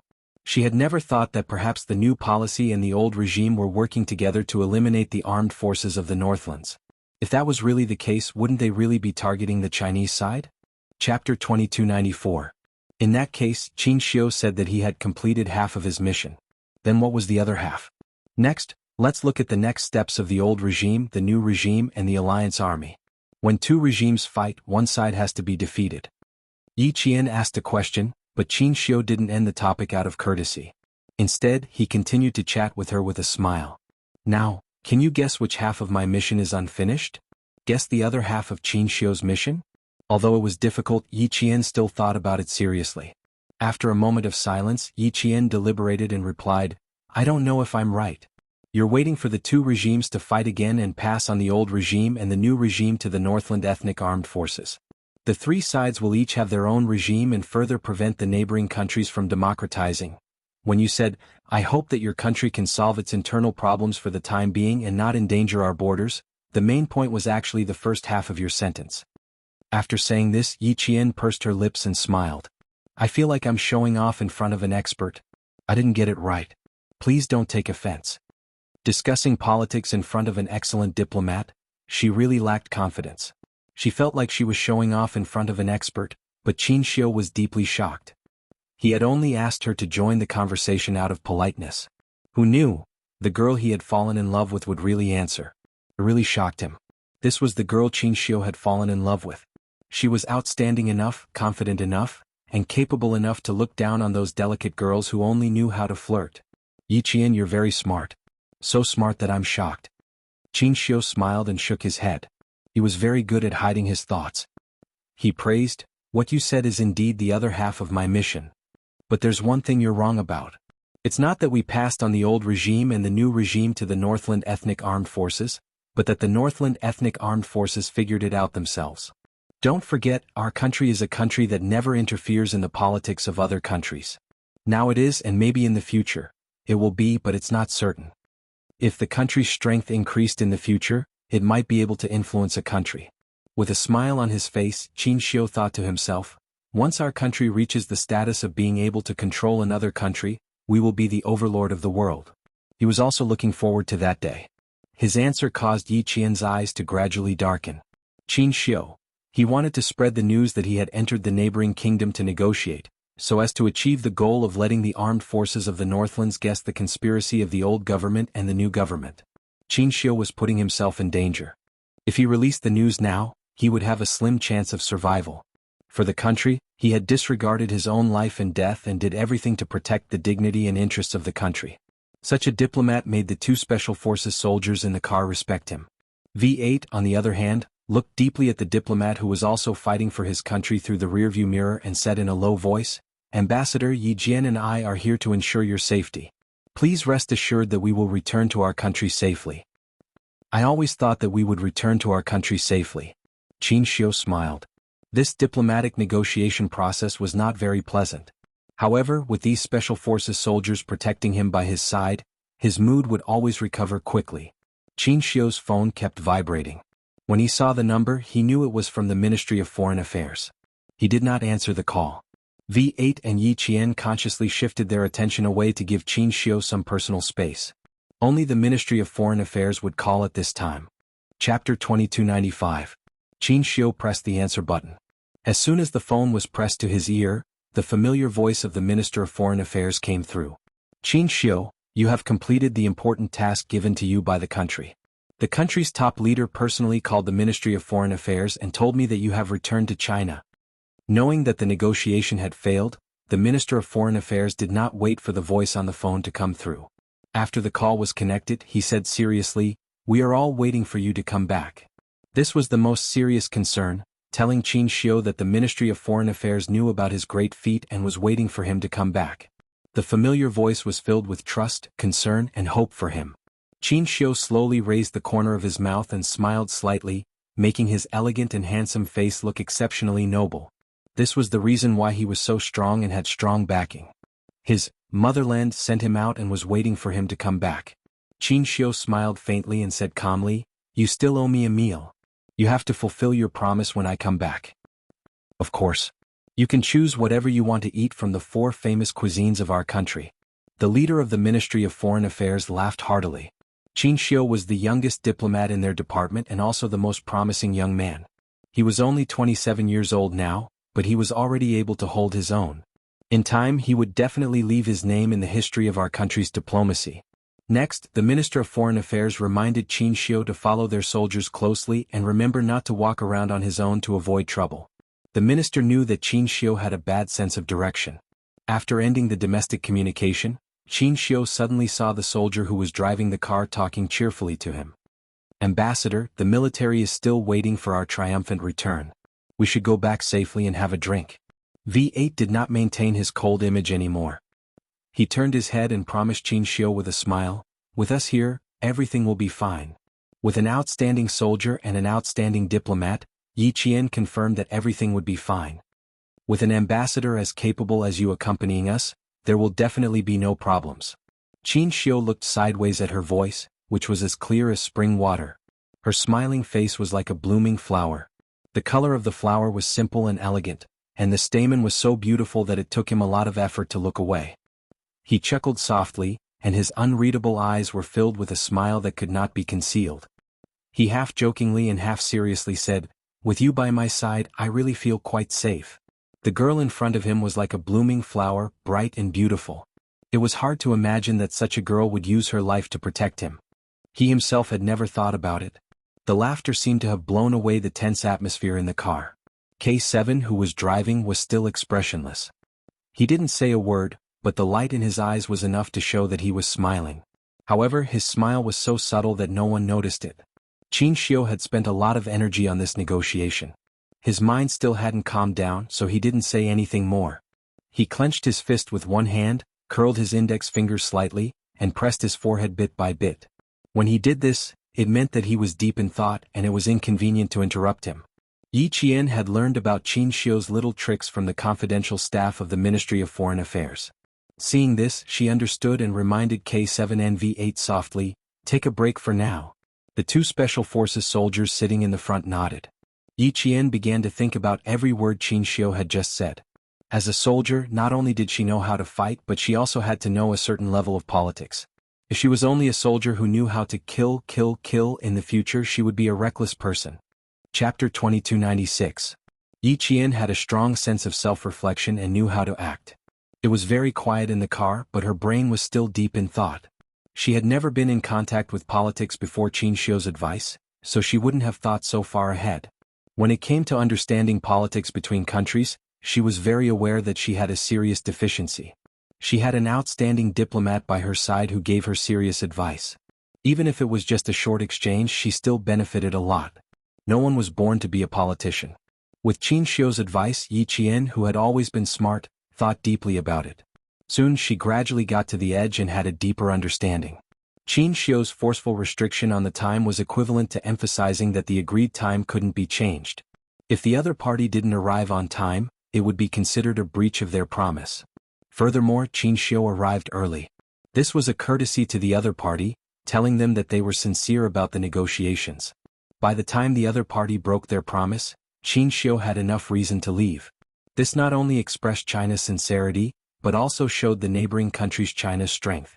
After leaving, China's borders were immediately engaged in military exercises. This made the neighboring countries realize that China's aggressive defensive attitude wasn't something they could easily test. This had a certain deterrent effect and protected the country's dignity. Now, Qin Xiu intended to let the Northlands know that she had arrived at the neighboring countries for negotiations. This way, even if the negotiations didn't take place, it wouldn't have any impact on China. Yi Qian, who finally understood, glanced at Qin Xiu out of the corner of her eye. She gave the other party a big thumbs up in her heart. Really amazing. Captain Xia and her brother were the best people she had ever seen. Now Qin Xiu was added to the list. Yi Qian admired people who were willing to sacrifice for their country. At this time, Qin Xiu had established a very high image in her heart. This showed her the power of an outstanding diplomat. Yi Qian, who finally understood, quietly looked at Qin Xiu, who was still in his original position. She praised in her heart. Really amazing. The Chinese car drove for less than a kilometer. After hearing the latest report from the military group, the ambassador immediately contacted the new policy leader. Before he could speak, the new policy leader said angrily, "Invite the Chinese ambassador to my office immediately. I will talk to him personally." Under normal circumstances, the country's leaders would not easily meet an ambassador unless they had made an appointment beforehand. The New Deal ambassador was in a difficult position. "Please? Where should I go to invite him?" They had already left. By the time he finished speaking, the Chinese ambassador had already left. The leader of the new policy was so angry that he slapped the table. "Send someone to invite him back immediately. No matter what method you use, you must invite him to my office." Yes. The New Deal ambassador also realized the seriousness of the problem. China had never conducted such a large-scale military exercise on the border between the two countries. They were also skeptical and wary of the news they had received previously. However, when they thought of China's usual style of handling matters, they still subconsciously believed that China was just bluffing. But now it was wrong, all wrong. "Is the person Raleigh sent not here yet?" "Very good, I am now on the phone with Raleigh." Later, tell the person he sent and tell him how serious the consequences of China's anger are. In addition, General Wu Weinu said that the plan will not change. The leader of the new policy leader hung up the phone angrily and immediately picked up the receiver. He needed to talk to this lunatic Raleigh. Chapter 2297. The leadership of the new government was shocked by the maneuver launched by the Chinese side. The negotiator from the old government arrived late at the venue and found it quite unbelievable that the Chinese ambassador had not been seen. Left? Did he really leave? Are you joking with me? Did the Chinese ambassador really leave? How is that possible? Didn't I say that I would definitely arrive? Why did he leave? The negotiator from the old government stared and expressed his confusion in a completely incomprehensible tone. The negotiator sent by the new government thought of the possible trouble that might arise in the future. His face grew darker and darker, and his tone was not polite at all. Because your negligence disappointed the Chinese ambassador, he can totally leave. After all, the agreed time is 7 o'clock. And you are a full 20 minutes late. The attitude of the negotiator from the new government made the negotiator from the old government instantly pull a long face. I am telling you very seriously that there is an urgent matter that needs to be dealt with and will arrive at 7:20. If we were negligent, we would not have called to explain. His face was ashen as if he had been offended. The more he spoke, the angrier he became. A few years ago, the Chinese ambassador negotiated with our diplomatic personnel. He waited for nearly an hour and did not leave. When he went to the Western countries, he gave in step by step. We have already called to apologize and explain seriously. You want to tell me that the Chinese ambassador left disappointed just because I was 20 minutes late? Do you think I will believe that?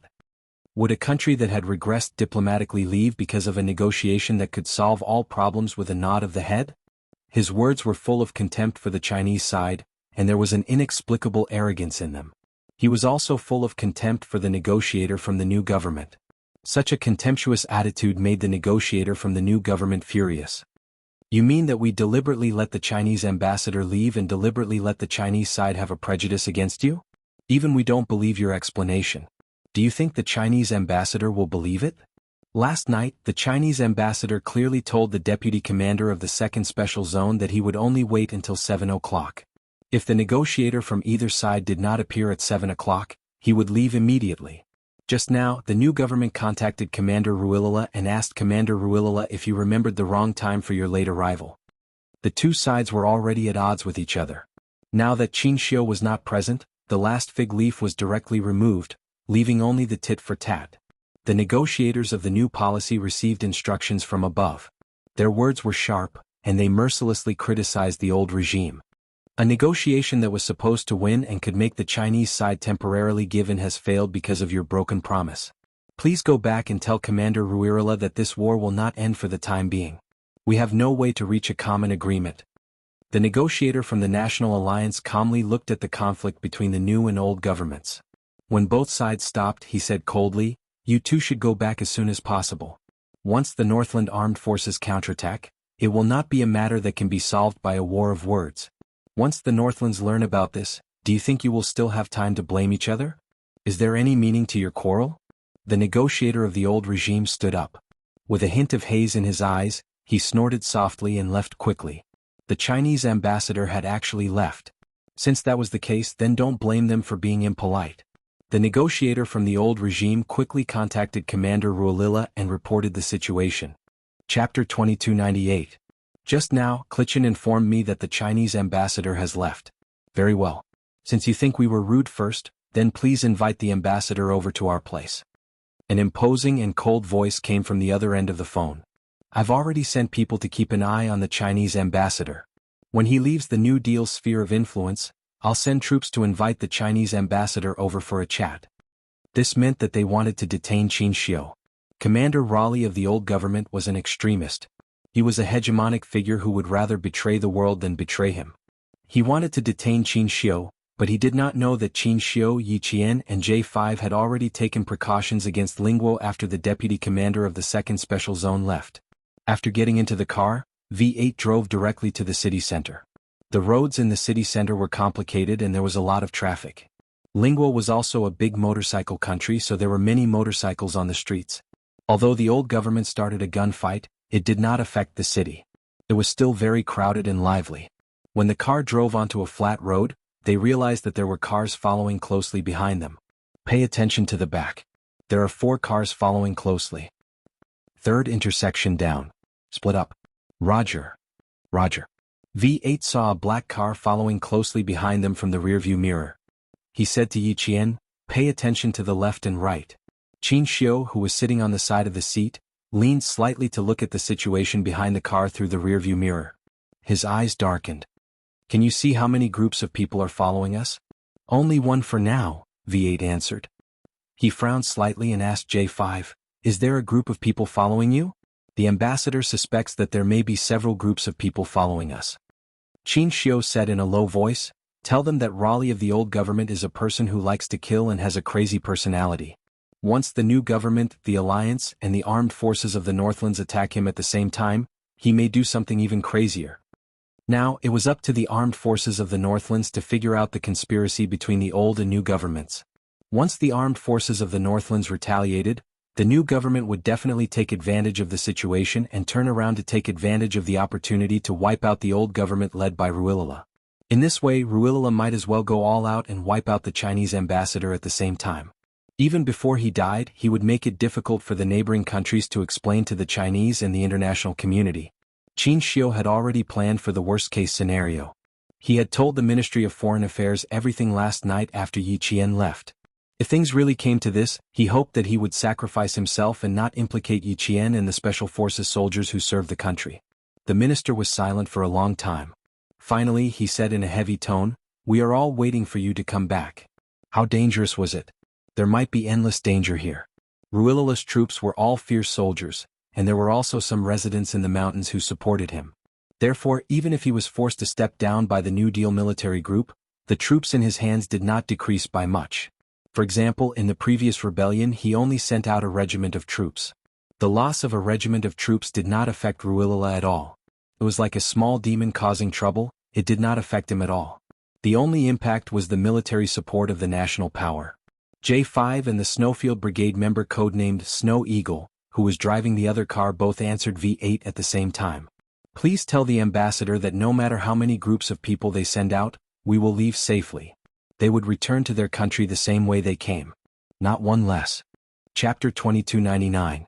Qin Xiu discreetly glanced at the rearview mirror in the middle of the car and saw the unfamiliar cars behind them that were not afraid of being discovered. He smiled and nodded, "Yes, we will all leave safely." K7, who was driving the car, had a sinister look in his eyes. He said coldly, "There are 2 groups of people, be careful. I'm going to take a detour now, follow closely." Taking a detour meant that he was going to race. The driver of the K7 stepped on the accelerator and started the engine. Boom, boom, boom. The car left the crowd on the main street like an arrow and turned into a side road. V8 stepped on the accelerator at the same time and chased after them at the same speed. Snow Eagle, who was proficient in the local language of the neighboring country, did a wide drift and swept the rear of the car, scaring the arrogant cars that were following them and causing them to rush towards the green belt on the side of the street. The driver in the car was too shocked and sat in the car for a long time without coming back to his senses. His companions in the other cars asked him hurriedly through the walkie-talkie. When he came back to his senses, the driver still had a dazed look in his eyes as he replied, "I'm fine." The other cars did not have time to stop and check, they stepped on the accelerator and chased after them. The members of the Snowfield Brigade were all very good at driving.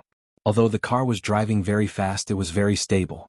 Qin Xiu laughed and said, "I feel like I'm sitting in a cradle, I'm sleepy now." If he could say something like that, it meant that he trusted V8 and Yi Qian very much. He was indeed tired.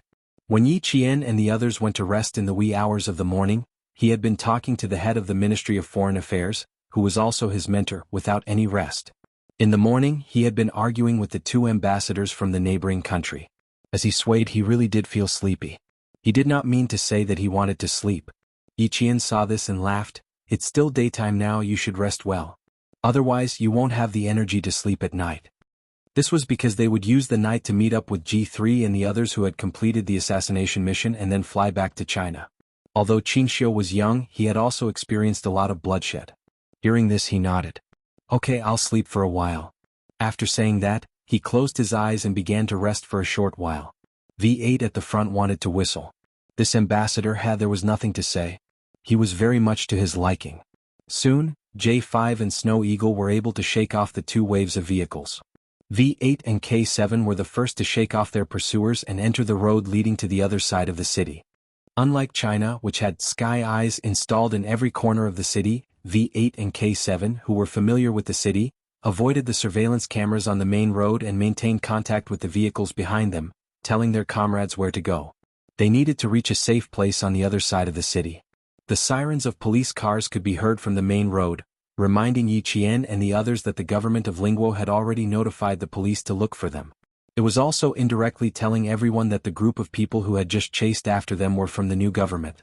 Only the new government could adjust the police and lock down the entire city. The lockdown of the entire city didn't affect Yi Qian and the others much. According to the original plan, they didn't leave the city during the day. The Snowfield Brigade, who were used to fighting at night, preferred to operate at night.